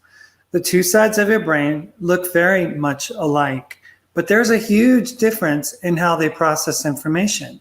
Despite their contrasting styles, the 2 halves of your brain don't work independently of each other. Different parts of your brain are connected by nerve fibers. If a brain injury severed the connection between sides, you could still function, but the lack of integration would cause some impairment. I have worked with many stroke victims, and you lose, like if you have a stroke on your right side, your left side of your body becomes non-functional. Sometimes, so to the extreme, you have excess amount of synergy, means you're really contracted, or other times you're like a floppy baby. You have nothing, no ability of moving or doing anything with that side. The 2 sides of your brain, The human brain is. the human brain, is constantly reorganizing itself. It's adaptable to change, whether it's physical or through life experience. It's tailor-made for learning. Again, I want to stop that. That's why when they try to say male brain, female brain, stuff like that, the brain is very malleable. It's like a clean slate, and things that are happening in your environment, it adapts. It's neuroplastic. It changes. So when they get all these like MRIs that say this is no, it's because that person has been thinking thoughts about whatever, and that's why the brain gets that way. So as scientists continue mapping the brain, we're gaining more insight into which parts control necessary function. This information is vital for advancing research into brain diseases and injuries and how to recover from them. So the left brain, right brain theory, here you have a picture. Let me see if I could put this whole thing on the screen. I don't know how it's showing. Okay, that'll do. So you have your left side of the brain is responsible for thinking in words, sequencing, linear thinking, mathematics, facts, and logics. On your right side of the brain, you have Feelings, visualization, imagination, intuition, rhythm, holistic thinking, and arts. Yes. Interesting. Very interesting. Let me see. Oops. Okay, so the theory is that people are either left brain or right brain, meaning that one side of their brain is dominant. If you're mostly analytical and methodical in your thinking, you're said to be left brain. If you tend to be more creative or artistic, your thoughts to be more right brained. This theory is based on the fact that the brain's 2 hemispheres function differently. This first came to light not in the 1500s, not in the year 1850, 1960. Mm-hmm. So we think we know everything. Yeah, we know nothing. We barely know. That's when they have these MRIs. 4 years before you were born. I know. They didn't know much about the brain. But now they think they, yeah. Thanks to the research of psychobiologist and Nobel Peace Prize winner Roger W. Sperry, the left brain is more verbal, analytical, and orderly than the right brain. It's sometimes called the digital brain. It is better at things like reading, writing, and computations, and it is very much programmable by artificial intelligence. Exactly. Now, I want to say something. How do they know these things? How many people have they had to open up their brain and experiment on? And, I don't even think we remotely know anything yet. We think we do. That's why I hear these latest studies about this and the boy brain, the girl brain. I'm like, no. Trust me, I studied this. I studied neuroscience. I'm an occupational therapist. I worked with cadavers to learn everything about the body. And it is very complex. According to Sperry's dated research, the left brain is also connected to logic, sequencing, linear thinking, mathematic facts, thinking in words. The right brain is more visual and intuitive. It's sometimes referred to as the analog brain. It has a more creative and less organized way of thinking. Sperry's dated research suggests the right brain is also connected to imagination, holistic thinking, intuition, arts, rhythm, nonverbal cues, feelings, visualization, and daydreaming. And I'm thinking that the right brain is the brain that is connected to the mother, father, and the left brain is not connected to the mother. You know how they removed the analog system to bring in digital? I'm wondering if that has something to do with something. We know the two sides of our brain are different, but does it necessarily follow that we have a dominant brain just as we have a dominant hand? Well, a team of neuroscientists set out to test this premises. How did they do that? After a 2-year analysis, they found no proof that this theory is correct. Magnetic resonance imaging of 1,000 people revealed that the human brain doesn't actually favor one side over the other. The networks on one side aren't generally stronger than the networks on the other side. The two hemispheres are tied together by bundles of nerve fibers, creating an information highway, sort of like the web. Although the two sides function differently, they work together and complement each other. You don't use only one side of your brain at the time.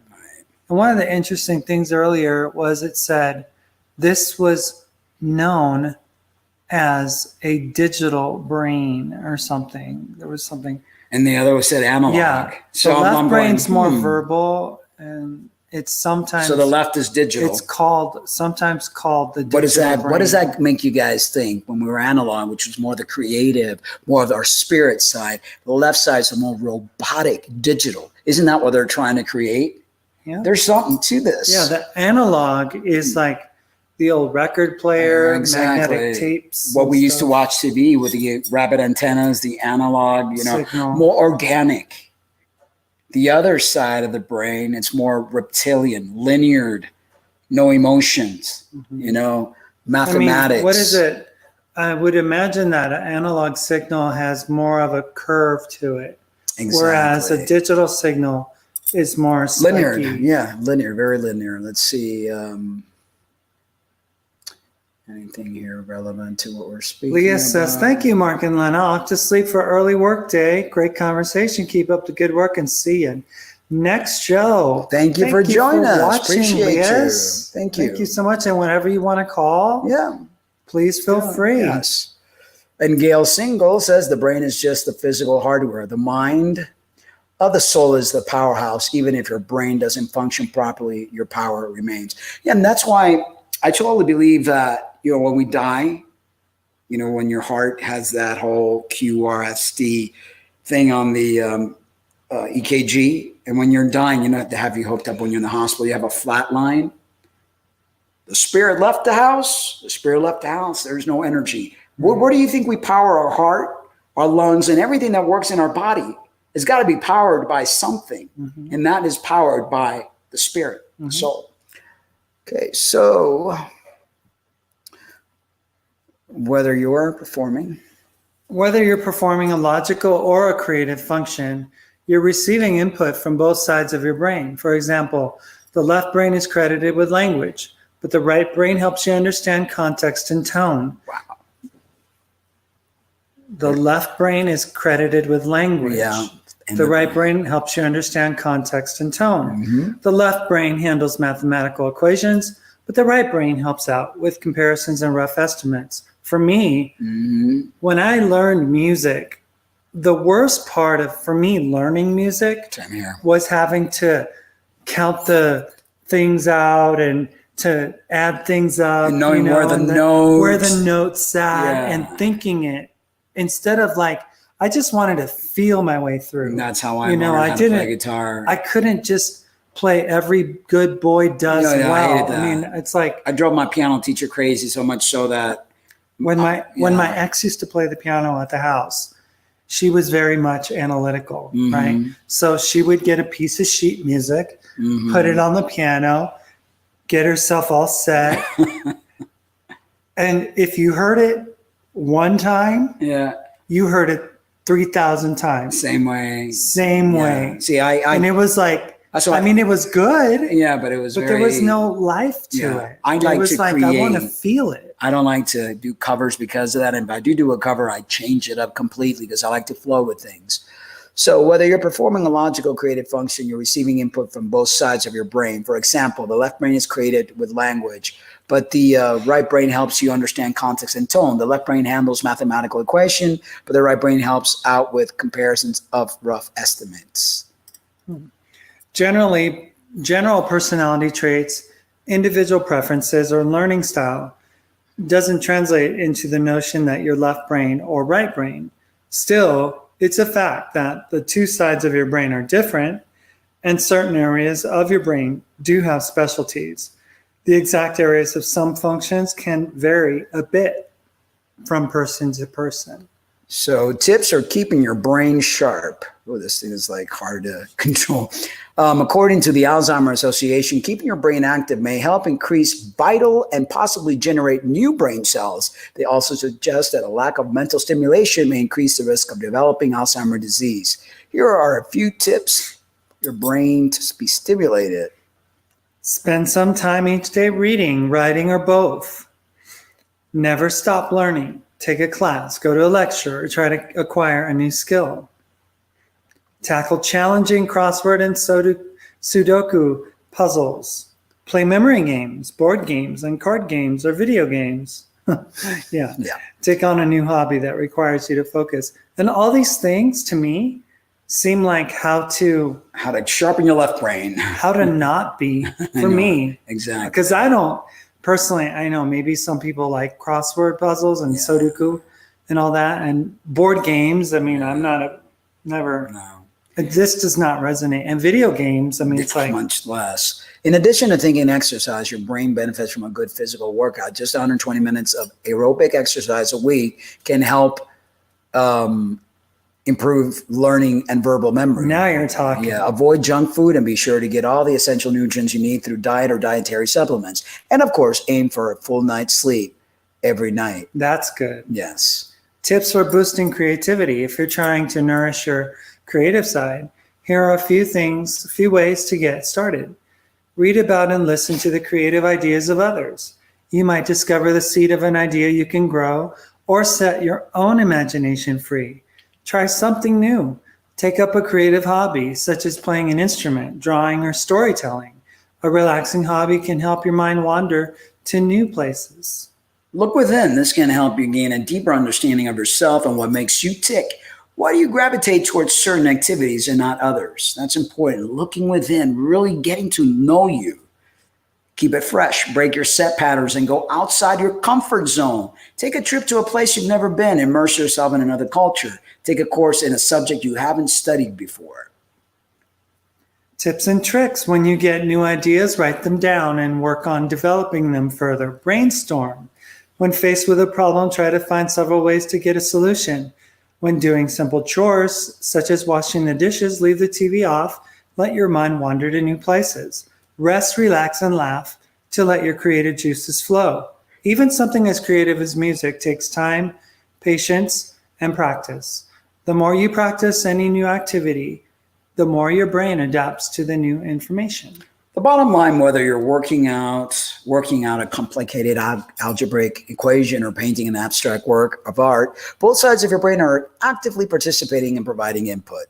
You're not truly left brain or right brain, but you can play to your strength and continue broadening your mental horizons. A normal, healthy brain is capable of lifelong learning and boundless creativity. And that was a good one. Definitely a good one. Oops. Did I just get rid of that last one? I think I did. Let me go here. Control copy. Okay. Oops, that's not what I wanted to do. Mr. Bubs454 joins us. Hi, Mr. Bubs. I use a brain tap, and it's really a great tool for meditation. A brain tap? A brain tap. Is that like some form of, you know, how you have those like sound? You know, how do you call it? Metronome? Metronome or something like that. I don't think that's what he's talking about. No. Can you explain further what that means, great sir? Phoenix has a whole lesson here. Marduk equals Mars. Morningstar equals Venus. Satan equals Saturnalia. Like this, then Zeus, Dionysius, that they just put their names to planets. The Morningstar was called 12 around 1. All has changed. And Phoenix, AK says, Phoenix, you are right. And, you know, this is all stuff that I'm like, okay. But if AK says that Phoenix is right, then I have more to learn. Yes. Raise his hand. I have eyes in the back of my head. She said it. Women to breed man for love was motto. Phoenix says, Sophia, Lilith, and Eve. I can keep going on, but you are to find her in her name. She has many, but she is Jesus, the sister of the divine twins of God, his sons, his eyes.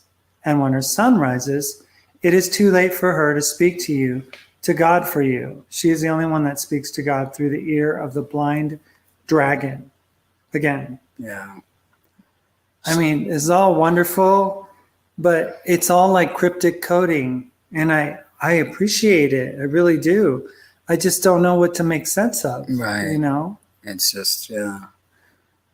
So, let's see. She said it's taken me ages to be able to write properly after TIAs, which means transit ischemic attacks, which are like mini strokes. I would put words in wrong orders and forget the connecting words. I'm so much better now. The good thing is, because the brain has a lot of plasticity, you can retrain. Although they want to tell us that the central nervous system, once it's damaged, cannot be repaired. I say BS to that. I think the brain can very much be taught for other areas to take over the injured areas because we only use a very minute part. Phoenix was asking, I feel mental abuse caused this in me. The brain can only be abused so long before it cracks a little. My learning problems, why? I'm smart but cannot speak properly. When we are small and abused, can it cause mental dysfunction so you cannot learn? It can. It's taken me ages to be able to write properly after 4 TIAs. I would put words in wrong order and forget the connecting words. I'm so much better now. Yeah, and that's what I said. I read that and I said they're transit ischemic attacks, which are mini strokes. And I said that the central nervous system, although we're being told the central nervous system cannot repair itself, I say that's a lie. It is. You are capable of healing. I've seen people that because I've worked with brain injury patients and you know, motor vehicle accident when they hit their heads and they're like their personality changes. There's a lot of damage, but through the years, it takes time. But your body learns how to regenerate itself. You know. Phoenix says, I talk backwards, see backwards, read backwards, or upside down. Why? And I talk too fast for people. I've been hit so hard. It broke my nose as a baby. And then other abuse after this and many hits to the head. I played ball. And Phoenix, she said it, had many whiplash and hits to the head. She wrote. So Health Mart said the baby suit is embowed in spirit and birthed through the birth blood canal barrier, the great blackness void in the feminine divine only. Okay. And let's see here. Oh, Mr. Bubbles. Did you read that already? I'm retired. Nope. No, I'm a retired respiratory therapist and worked many years in the neurotrauma and cardiovascular. I saw a lot of patients with brain damage with both when complications occurred. Yeah, it's pretty rough stuff. And she said, it says, my husband had neurological damage not discussed by doctors after a triple bypass. Lots of trauma that created. Yeah, sometimes if you lose oxygen during surgery and they don't, many things could happen, during an operation. But the good thing is, the brain does have plasticity. I've always said, it's like I know that taking testosterone has done something in my brain, but I know that when I'm off of it for X amount of years or months or whatever, it comes back. So I'm hoping that it does this time around. Mr. Bub said, yes, binaural sound and light to separate right and left. Yes, brain. there are ways of really, biofeedback is another thing that, I used to have a machine called the Matrix, and I used to work with neurologically impaired children, near drowning, children that were pulled out with a forceps and they had sustained brain damage. And I used to put the machine on their ears to get the penetration of the electricity in there and create new connections and stuff. And it used to help a lot of the floppy babies. Mm-hmm. I was able to get them to sit and things of that nature. Let's see here. Phoenix says it is in the Bible, the NH. Hindi, it is in all hidden, the hidden God in her. And Health Mart says, seriously, watch this from the Pope saying the daughter's Protestant is of the harlot church, Roman Catholic. He even says he is deceiving us and is the beast. And I just linked on it and it says something. Breaking news, Pope Francis last warning, and then it says in parentheses, parody. This is a parody, maybe offensive to some. Subtitles have been added, so I'm not sure. Yeah, if it's legit. Right. So you don't meet anyone by accident. I think that's, I don't believe anything happens just for the heck of it. I truly believe that things happen for a reason, right? So it looks like the Divine Mother and Father, a depiction of right there. All right, so everything happens for a reason, and we never meet anyone by mere coincidence. We must always remember this because it is important. No matter what you are going through, it has meaning, and it will push you to where you need to be. Synchronicities, for those who do not know, are essentially meaningful coincidences. They are people coming into our lives to show us things and even having things happen that begin a chain reaction. Synchronistic connections come in many forms. Let me see if I can make this a little bit bigger. I was looking for it. It's in the notes. You click the notes, I put the links are in the notes. Mm-hmm. So everyone who comes into our lives has something to teach us. We all learn from one another, one on some level, whether you notice it or not. Some people come into our lives to tear us apart, and others are merely here to grow with us. Below you will find the 6 most common kinds of people you will come into contact with in life. These are all synchronistic connections. So Just read it from here, babe. Those who come to remind you, number 1, these people come into our lives to remind us of something important. They evoke knowledge from within us and help us to understand it. These people can and will remain marked on our soul for eternity, whether they are permanently a part of your life or not. Number 2, those who make you grow. These people are the teachers of our souls. They came into our lives to help us become better versions of ourselves. They are there for us in our time of need, and because of them, we are able to better understand who we are and who we are meant to be. Number 3, those who are here to stay. These are the people who remain a part of our life forever. They are your support system, and they come in when you need them the most. You will have far too many to count experiences with these people, and your bond will be far stronger than anything you could have ever imagined. Number 4, those who come to awaken you. These people come into our lives to shake our reality. They are often those who wish we had never met but learned a lot from. Not everyone you encounter is positive. Negativity is important when it comes to growing as well. The universe knows what you can and cannot handle for better than you do. Far better than you do. Number 5, those who hold space for you. These are the people who come into our lives for a mere moment. They are people who pass you by and yet still are able to make you feel less alone in the world. You may only share a few words with them, or even just a glance. These people make an impact when you need one the most. Number 6, those who are meant to leave. These people were never going to be there for long. They're sent to you so that you can learn from them. And as I mentioned above, not every learning experience has to be a positive one. These are the people who came into your life and made you fall in love only to break your heart. And that was that. So Health Mart said, and the Pope said this February 2nd, that people who do Sabbath Saturdays will be hunted down. And I don't know where we're at. Mr. Bubbs writes, I saw where the Southern Baptist Convention has a lot of pedophiles and sex abuse reported there too. So I figured the mass exodus from the church is underway.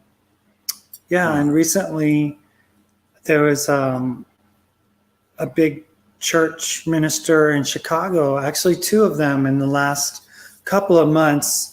One guy, his name is Bill Hybels, and he was behind a big church movement that took over all over the United States. They were, like starting churches and theaters and, all these different places and stuff. And it was something where he was accused of sexual abuse, and he denies it, but his ministry has taken a hit. There's another pastor that I personally know, James McDonald, in the Chicago area, who also recently was busted for some stuff, and they just ousted him as pastor.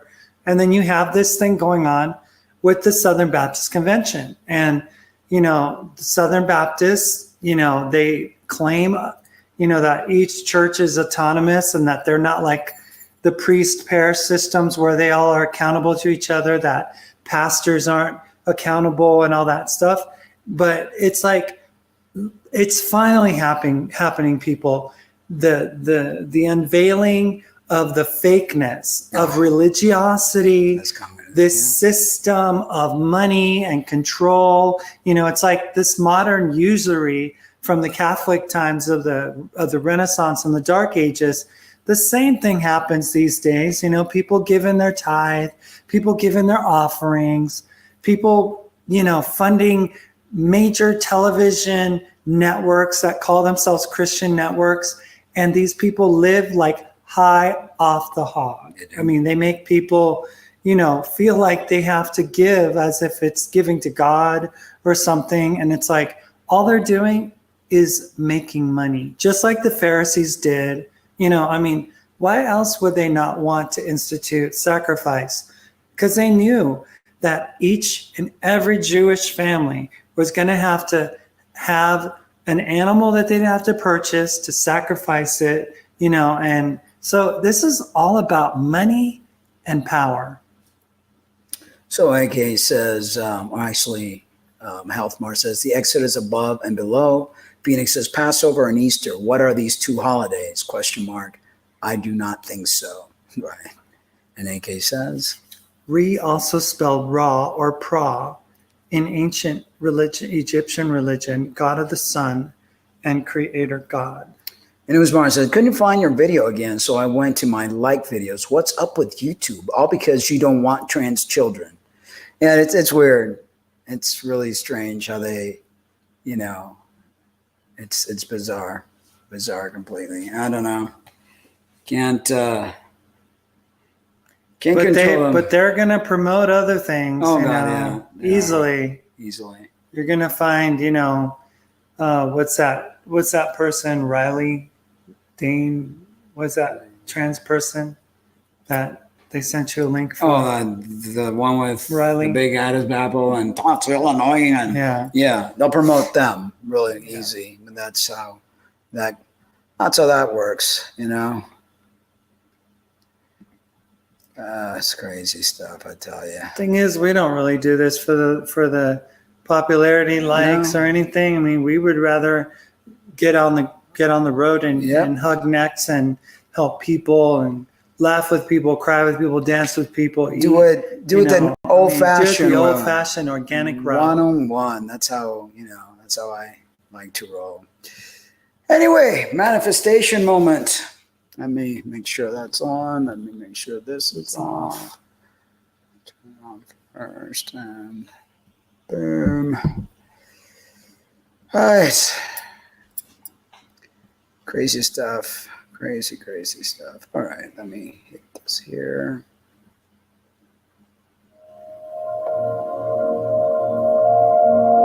It's probably too loud.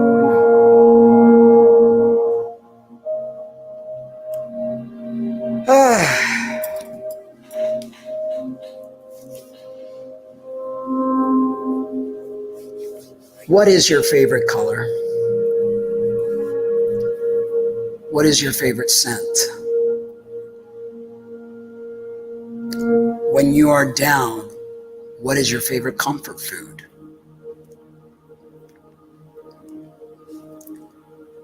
When you're happy, what is your favorite song? We tend to attach memories and things, but are they really ours? Are these favorite things really stemming from you, or are they stemming from old programming? Yet we have many favorite things that we have made part of our life. We are dependent on things to bring us up, and we blame things that bring us down, right? I mean, are we so vulnerable and addicted to the world that we have created? How do you know when you're actually aligning yourself with love, or are you actually aligning yourself with hate? How can you turn on the beacon in your heart chakra, the center of your chest that serves as a tool of recognition for good or evil? Would you be able to recognize the divine if he, she spoke to you?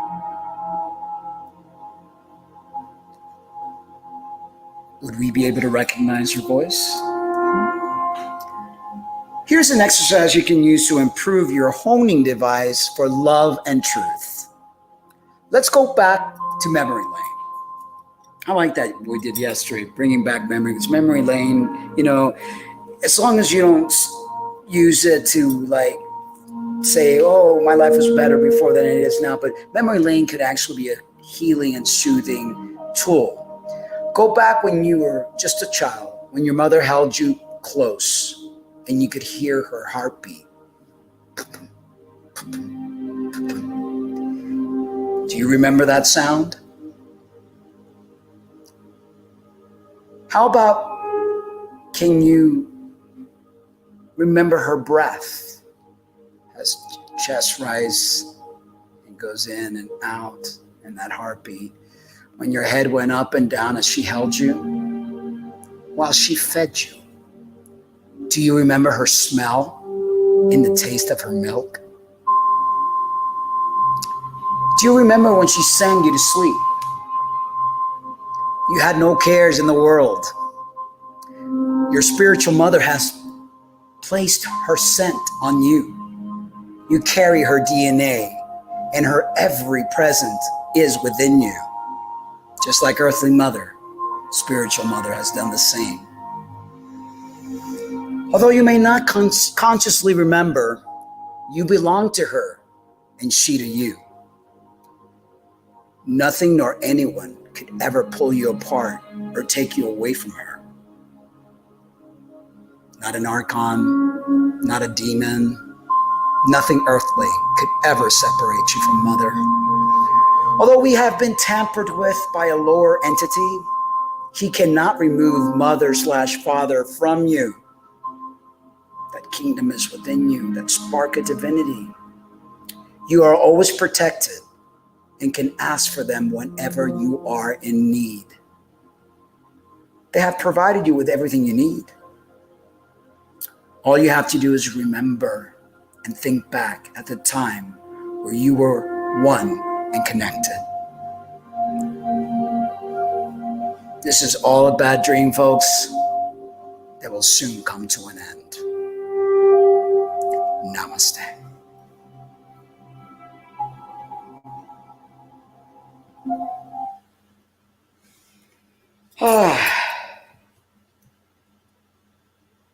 Those are nice times when we're just a little wee baby, not a care in the world. Not even a We hint looked into of worry. Unless you had a dragon mother. And Dottie says, if you can please help Mark and Lena take their mission on the road. And Health Mart said, what road, Dottie? We plan to take this ministry on the road. We're saving up to get a Pheonix Cruiser. Pheonix Cruiser. Which we will be living out of and traveling throughout the United States to be able to connect with our tribe, our earthly family, having gatherings in parks and anywhere that we could actually gather and just manifest together, dance together, heal together, love one another, learn and grow together, build family and community. Laugh together, play together. Yeah. Phoenix says, which one wins? The one you feed. She gave up life for all of you. She sure did. Who's Martin says, Lena knows O'Reilly Dennis. Go on, Lena, make your own video on that person sometime. Lena has stepped away from the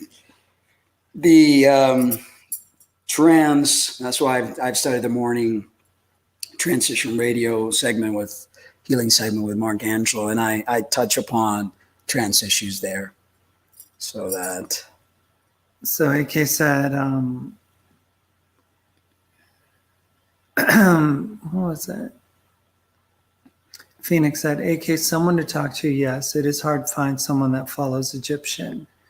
AK, he was believed to travel across the sky in his solar bark and during the night to make his passage in another bark through the underworld. Phoenix says, she's called the Bat of Two Faces. She saves and saves herself. She's on every head of the Pharaoh. She is 8, 7, and 1. She has 3 names. And AK says, we're in order to be born again for the new day. He had to vanquish the evil serpent, Apopus, Apepi. As one of the creator gods, he rose from the ocean of chaos on the primeval hill, creating himself and then in turn engendering 8 other gods. Interesting. And Phoenix says, she takes care of Apopus by feeding him her heart and soul. And she can never go home, but she will send you to where your heart desires. She lost her home. She waits to walk on new lands. And Phoenix says, AK says, do you mean like that? Yes, I promise I do. So these two are understanding each other very well. Yeah, they do. That's great. That's great. It's Lilith is a dragon soul that gets returned in the end. She's removed from the Red Sea. Yeah, it's the thing is, it's very mythological, and I'm sure that in that mythology there is a direct DNA message for us to grasp and understand. But because we've been so programmed with the older type of things, see, I'm less about all the mythology. I'm more about the energy, the essence of things, the repairing of what we need to do here, because all these stories are grand, but like the Bible, it talks about all the things in the past and all the things that happened.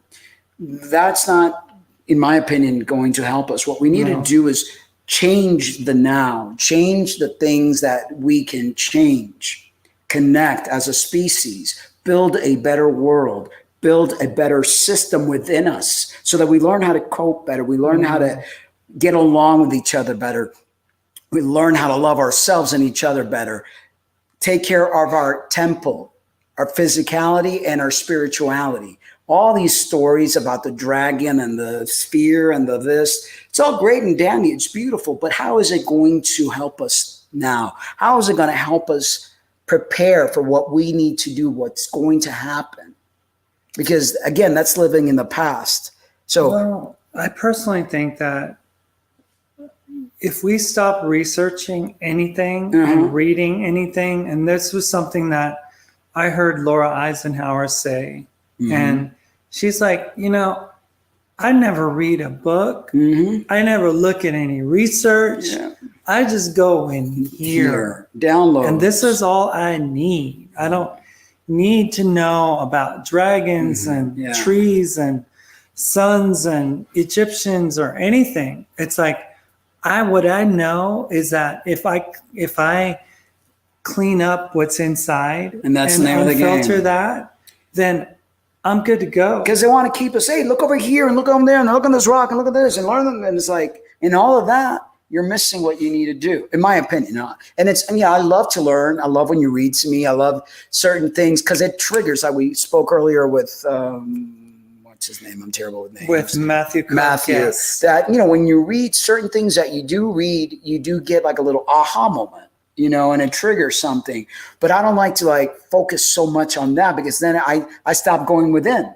Because then I'm becoming too analytical and I'm only using my left side of my brain. It's like we're talking about music. Neither one of us could handle learning the little dotted line with a little thing. And I was like, no, give me the chords. And once I learn a few chords, boom, and then I can create my own chord and I create my own music, Anyway, Martin says, you both heard they want to remake Harry Potter with LGBT cast only. I grew up with those movies and actually angers me the thought of LGBT Hollywood messing that up. Why is everything gay these days?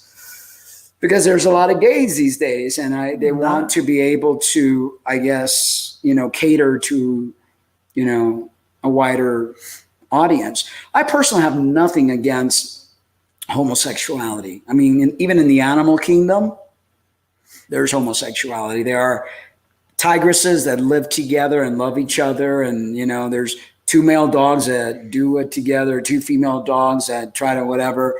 I mean, I think that who you love, that's very personal, and no one should dictate who you fall in love with or not, because that comes from the heart. Where I have a problem is with lifestyles, the drug, the excess amount of sex with anyone you meet. I have a problem when you try to harm yourself to try to fit into society's box. But expression and loving who you want, I'm all for that, because that's what mother, father is all about, love, and as long as it's done in love, then I can't see it being wrong, in my opinion. Martin keeps saying stuff there. Not a hateful way. I just feel like future generation of kids will be influenced to be gay or trans. Like, it's the cool thing to do. I hear you. Yeah. I mean, it can be in your face. It can be. And I think there is an agenda to promote it. And that is also, I have an issue with that. When it's excessively pushed, when it's forced down people's throats, instead of letting it gradually, if you are gay, you're gay. You have to see every movie have a gay character in it now. There should be some films or whatever, because it's life. But when it becomes an agenda, when it becomes a political pawn, then there's a problem to that. And she's A Pheonix. Who's next? Bathsheba / Lilith are the same person with a dragon soul that the third one removes from the body of the one that holds them all. One woman with many inside of her. And she said it. Sounds like she's got a lot of avatars. Yeah, and that seems to me to be like the main thing. There's tons of avatars. It's like all these characters interchangeably in a play. It's a theatrical production. We were listening to something earlier today that was talking about how, these archons decided, hey, you be the serpent and you go ahead and be the prime creator, and, let's get this thing going, and let's, and it's like everybody's got a role to play, So. And Martin says, no, neither me gays are okay. Genuinely confused trans are okay, but the community does not cleanse itself. Takes us non-LGBT to call out the BS.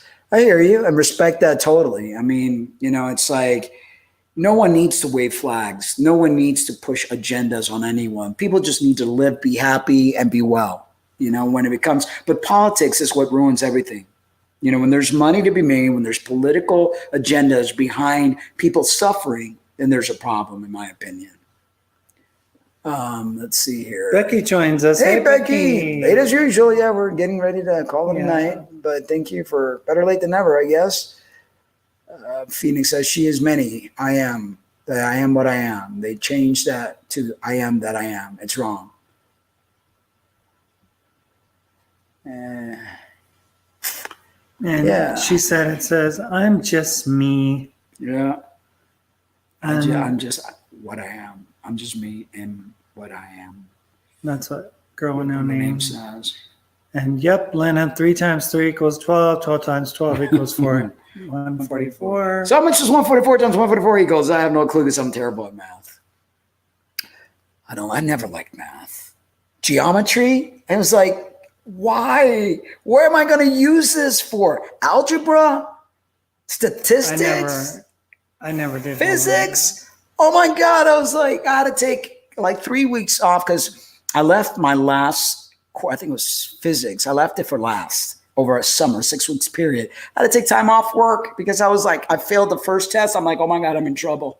And luckily I passed with a B because I really dove into the books. I woke up with the book, went to sleep with the book. It was like, but I hate math. Math and I'm not left, that side of the brain kind of like, and I know they said that they both integrate, but yeah. That's why I like you both. You're in a relationship a lot would consider a flag flying one, but I respect you're not in our faces saying, call me by a certain name. They should learn from you.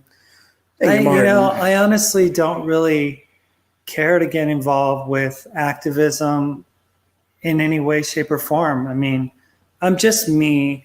I know I'm not a woman. I know that I'll never be, but I'm just me. That's all I can be. Mm-hmm. And, I would never want to wave a flag or push someone to transition or tell someone that this is the greatest life, because it's not. It's not. It's a life that you have lots of regrets. Personally, when your son won't talk to you, and the last time I spoke to him was when I saw him in May. That's a lot to lose. And that's just one of them. The other ones I never speak with. So there's a lot to lose. And there's a lot to lose. Jazz has lots to lose. Jazz is in a world of hurt. Jazz is going to be in trouble. And as many children are being taken through this big pharma circus and early surgeries, and they're shortening their lives. But that's what the morning show is for, because we want to keep this more into the spiritual health and learning about things. There's something I wanted to share here. OAK said, mind-numbing numbers. It's just like, whoever invented math. And she says that I love that too, Lena. It is, Lena. Yeah. I just, I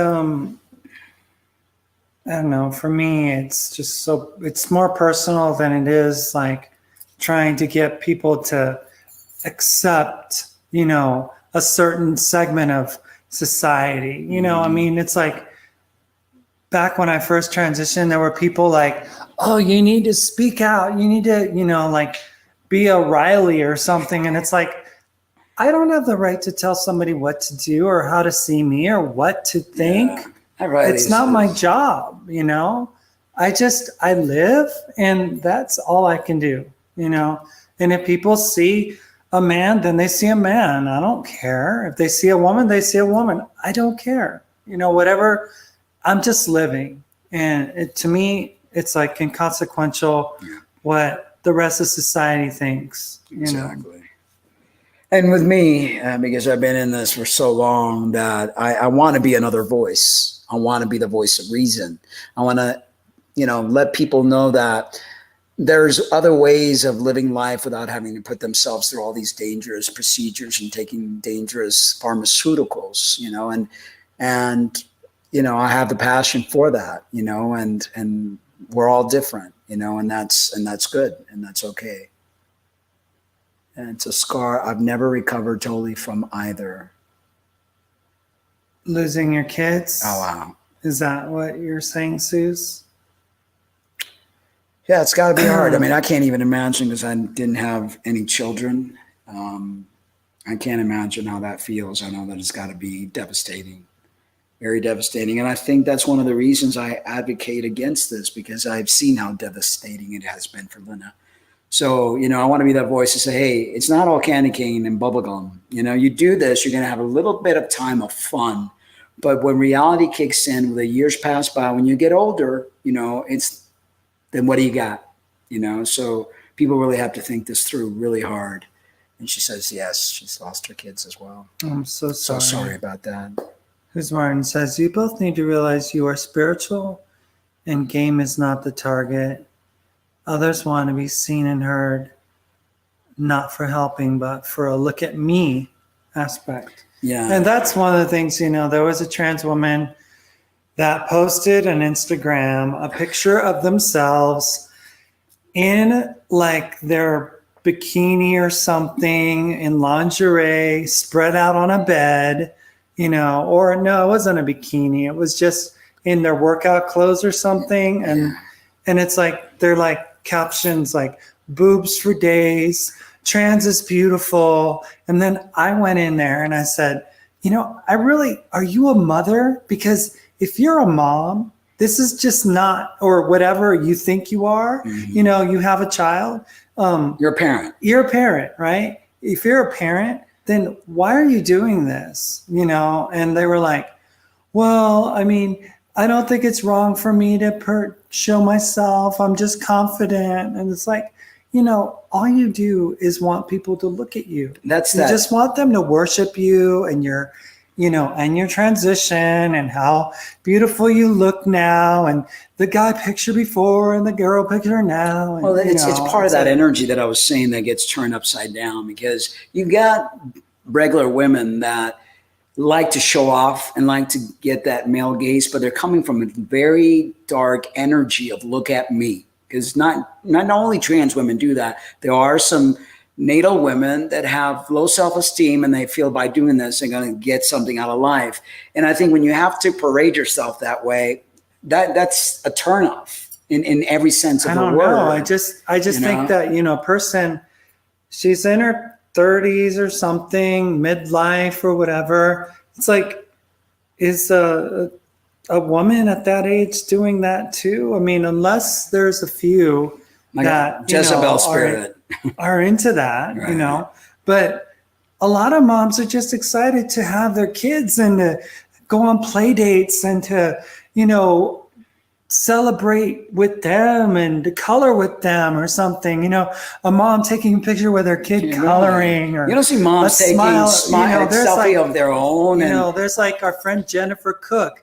She talks about, you know, one of her kids saying one thing and the other one saying something else, and the joys of being a mom. You never see her taking seductive pictures of herself or pictures of herself. Well, she'll take a picture of when she does her hair nice or something. Yeah, but it's an exception of the rule. It's not the typical. Right, but with trans women, it's all about them. Always about them, and look at me, and look at me. And it's like, it gets nauseating, frankly. It really does. So Who's Martin says, Instagram makes people unrecognizable. Never date anyone off of Instagram. Even I can look like Brad Pitt on that thing. People, and then with all these picture apps, people like remove all their lines and make their face look a certain way, make their smile look a certain way, their chin look a certain way, and you can tell it's fake. But it's like, why can't you just take a picture of who you are really without having to change everything? But this is the world we live in, that the people have to create a persona, an avatar, And Girl with No Name says, yes, it is. I could not care for my girls at the time, so they are still with their dad all these years later. I made the right decision for them at the time, but my heart hurts, It rough. sucks, you guys. I mean, Pheonix says, lost 3 grandchildren to this too. I've never even seen. Don't know what they look like. I feel for you. So Martin says, does Lena agree that many trans women who are really cross-dresser act overly feminine, unlike any woman to ever walk the earth? Totally. Totally. Yeah. It's ridiculous. So they want to be more female than females. I mean, I was told by one of them, they like, oh yeah, when I get out of my surgery and I'll be more female than most females will ever be. And it's like, you know what? If you have to be something in order to portray what you are, I mean, it's like what you're not, then you're already on the wrong track, because either you got it as a human being and you're just more feminine, or you don't. And every time a masculine person is trying to emulate something feminine, it's going to be like very robotic. What? The way they walk, what are you doing? The way they move, very robotic. And yeah, so you either do or don't, and it's not like, I remember my friend, a trans person, they were like, oh, Lena, what you need to do is just put your headphones in and then just walk and don't even think about other people and just sashay and, or how to sit down appropriately. And I was like, so how do you do that again, Jenny? Oh, you go like this and you cross your legs and I was like, it's like, are you kidding me? Are you kidding me? Yeah. Is this what women are? Is it some kind of form that they have to be subject to looking like? Because most women are just women, and some sit down a certain way, others don't, and it's like, it's crazy. It really is. And let's see here. Lost 2 granddaughters, 2 great grandkids, and a son 40 odd years ago. Wow. What? Lots? I think it's lost. Lost 2 granddaughters, 2 great grandkids, and a son. Oh, I'm so sorry, Suze. I mean, I really do wish that these types of losses weren't so permanent, but I'm so kind of understanding that, my losses are very permanent. Unless a miracle happens, I'll never know, what I think my youngest is now, see, you lose track. He was born in 2009. So he's going to be 10 years old. I haven't seen him since he was 4. I remember taking a picture with him. We went on a bike ride and he loved to go to Sonic with me. We get these lemon berry slushes and he liked the apple slush, right? So I think I remember one time we were riding and then we stopped and saw a farm and they had like llamas or something or whatever. But, just these memories that one has, and one realizes that, gosh, kids grown up to be 5, 6, 7, 8, 9, now 10 with no dad. And all because of what? All because I thought that I would be able to become something I would never be. I mean, don't get me wrong, there was some benefit to transitioning. I was meeting you, for one, and awakening as a spirit person, and tossing that old religion off to the side to understand the realities of life. But there's been so much loss, personal tragedy. And, you know, I was crying just this afternoon. Mark's like, why are you crying? I'm like, no reason. There's no reason, but every once in a while it just hits you. You know, it's like, you're like, wait a minute, my son he goes to school in a very cold place in Chicago, and he never wrote to me to tell me how he was doing. And you think about it and you're like, gosh. And Phoenix says everything happens for a reason, but it still hurts. You know, Yeah, it's, you know.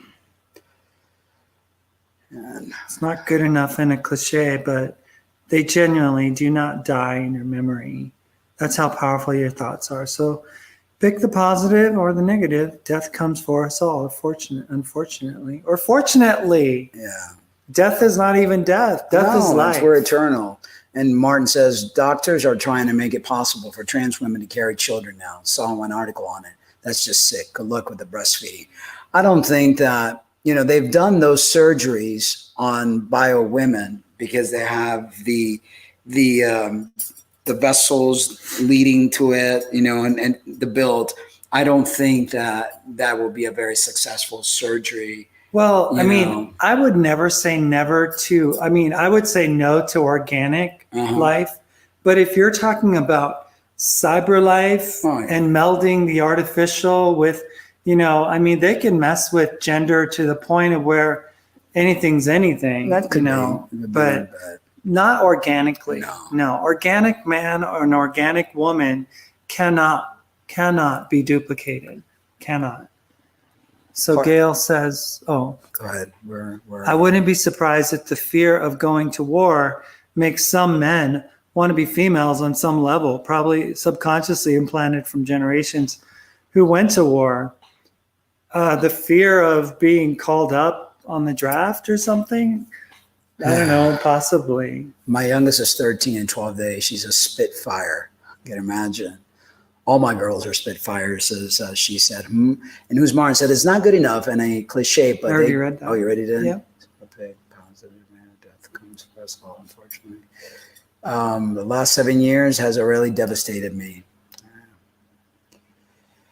Life is rough, you know. It is. I'm glad we're all here together. We can all, you know, talk about it and try to heal from it and stuff. But everybody's got their own. We all got our things cross to bear. Deal with. You know, we've all got our own crosses to bear. But when we look at it in the spiritual sense, that pain is there to help us grow, and experiences are there to make us stronger. And as we awaken more and more, and we realize that we're not these bodies, we're not the experiences, we are spirits, and we have a mission. You know, we have a reason. You know, it's like bad things happen. Like you said, you've lost, but you've also gained. You know, and it's all part of.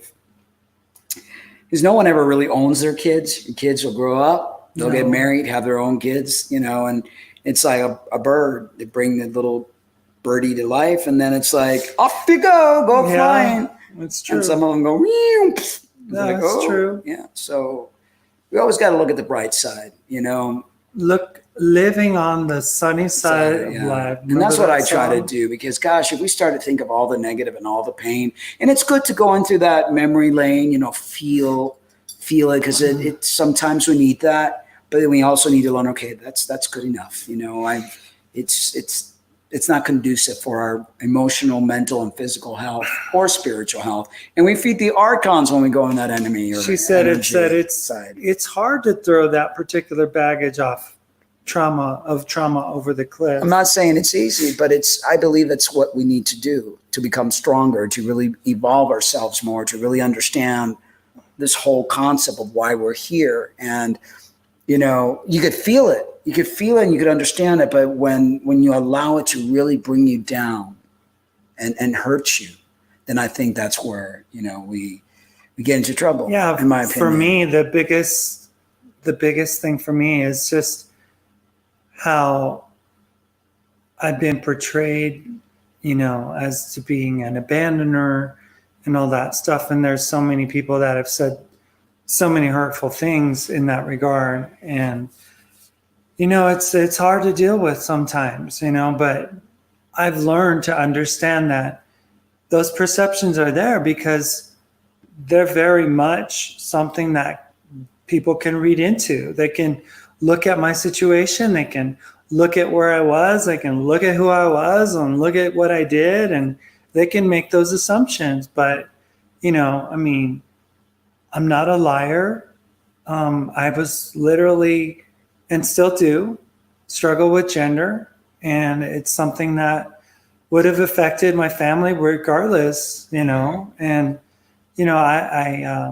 I think doing this prevented them from having to deal with something, And Sue says hugs for us. His family Thank you. don't want For us. you guys. I I've been love estranged. Misfit toys. Yeah, I've been very estranged from my family. We and- love them. That's for sure. Yeah. My mother and I don't communicate as much as we used to. The one I used to be closest with was my sister, and I don't know what. I don't know. I what guess I happened. did something there. Yeah. They just. It's like your sister when got you and I got back jealous of together me. again, it was like, well, there went that, but that's how it goes. Phoenix says talking about your pain with non-judgmental people helps a lot. Just someone to talk to. Not all have someone. And that's why we're here, folks. We love you all, and we're all hurting, we all have so much pain. It's, like you said, the island of misfits. And I've got to realize that you can let go of these types of emotions and still love your children. Yes. Yes. Because, the other just hurts us, when we continue to allow that pain to take over, it's very damaging. It is extremely damaging. Gail says, she said it, I have the opposite demon. I have gotten legal custody of my grandson from his mother. She has issues and he has disability. Sometimes I think, why do I think I'm better for him? Wow. Yeah. Well, you're doing what your heart Yeah. is asking of you to do. And, you have a big heart to take on that kind of responsibility, at this point in your life, So I think it's a beautiful thing what you're doing, and it's a noble thing. Yeah. And it's nothing that you should second guess yourself about, because you are good for him. You are good for him. His father, my son, also has a say thought. We forget about that usually. Has a say though. Forget about that usually. Yeah, it's true. Usually cases with involving a mother and a father, the case always goes to the mom. Yeah. That's how Typically. it usually pans out. Although I've seen a lot of fathers take, because the mothers are not responsible. Who was it that I knew that had to take the kids because the mother was not, was not capable of really, they weren't, I think they were a drug addict or something like that. But yeah, it's, You're very welcome, Gail. You're doing the right thing. Yeah. You really are. We love you, and we invoke favor on Totally. that endeavor and your heart in going and taking care of this young child. Very special person, Very special. extremely special. She said, I don't know how not to love my family, hence I walk the bridge of thorns. Phoenix says, we will be healed. We just wait a little longer. Mm-hmm. I raised my grandson until 3. Then she came back and took him. Remember this and cover your backside. Flu boy, have some soup. Oh boy, have some soup. What you talking about, Willis? I don't know. I didn't understand that one. All right, guys, we're gonna call it. It's 8:13. Time flies when you're having fun. Spreading Me too, love. big family all around me. They see my daughter, I do not, and they come by every 3 months for maybe 10 minutes. I'm with you, hon. Yeah. Good stuff. Don't mean to, let this on a down, leave you guys on a downer. Yeah.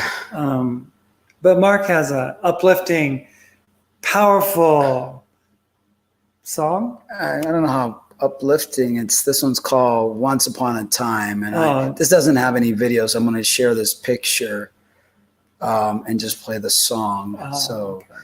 But guys, thank you so much. We'll be back tomorrow. I'll be back on around 9:30 tomorrow morning for those that like to have the morning show and usually cover a trans issue, a lot of healing. I try to really look into things that are for self-help and bringing tools to help you reconnect with every cell in your body, try to reconnect your DNA and things of that nature. So catch me live tomorrow at 9:30. And thank you guys for watching. Thank you, all of you, for everything that you do for yourselves, for each other. Thank you for being part of this family, this tribe. We're going to get stronger. We're going to get through all of these pains and all this suffering.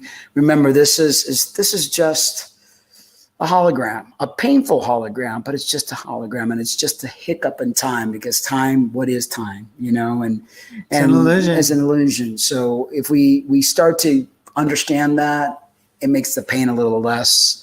And what we have to look forward to is it'll be all worth it in the end.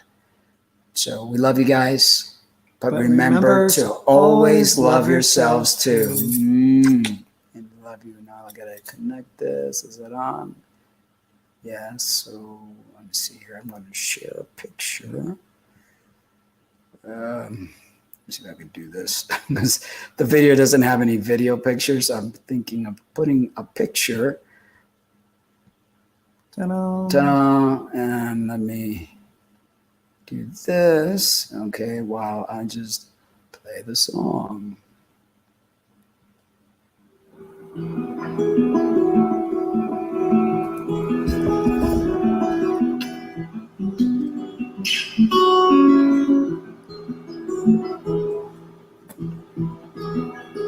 Is this what we ask for? Is this what we need? Our world is destructing. Our lives are no more. Our lives are no more. Little man, can't you see that your wars hurt the brave? No one else to blame. It's you that's insane. And it's you that's insane. Once upon a time we lived. Once upon a time we believed. Once upon a time we lived. Once upon a time we believed.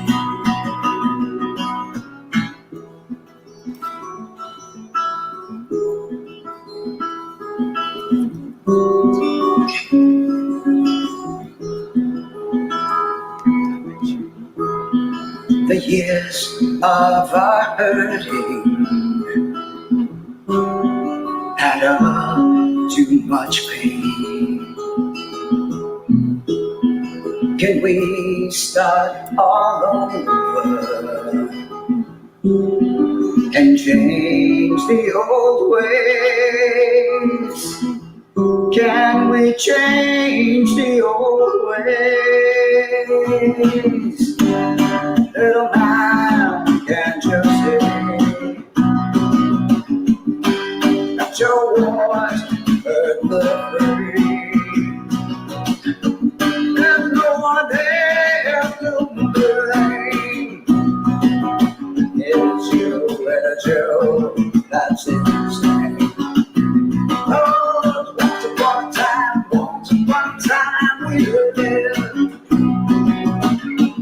Once upon a time we were there. Oh, we were there. Once upon a time we were there. Once upon a time we believe.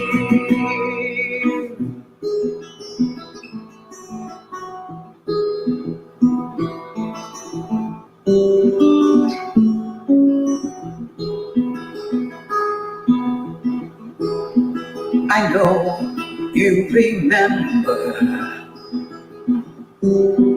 the times when we cared. What happened to our nature?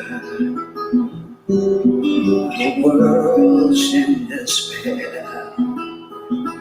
Does anyone out there still care? Does anyone out there still care? Little man, can't you see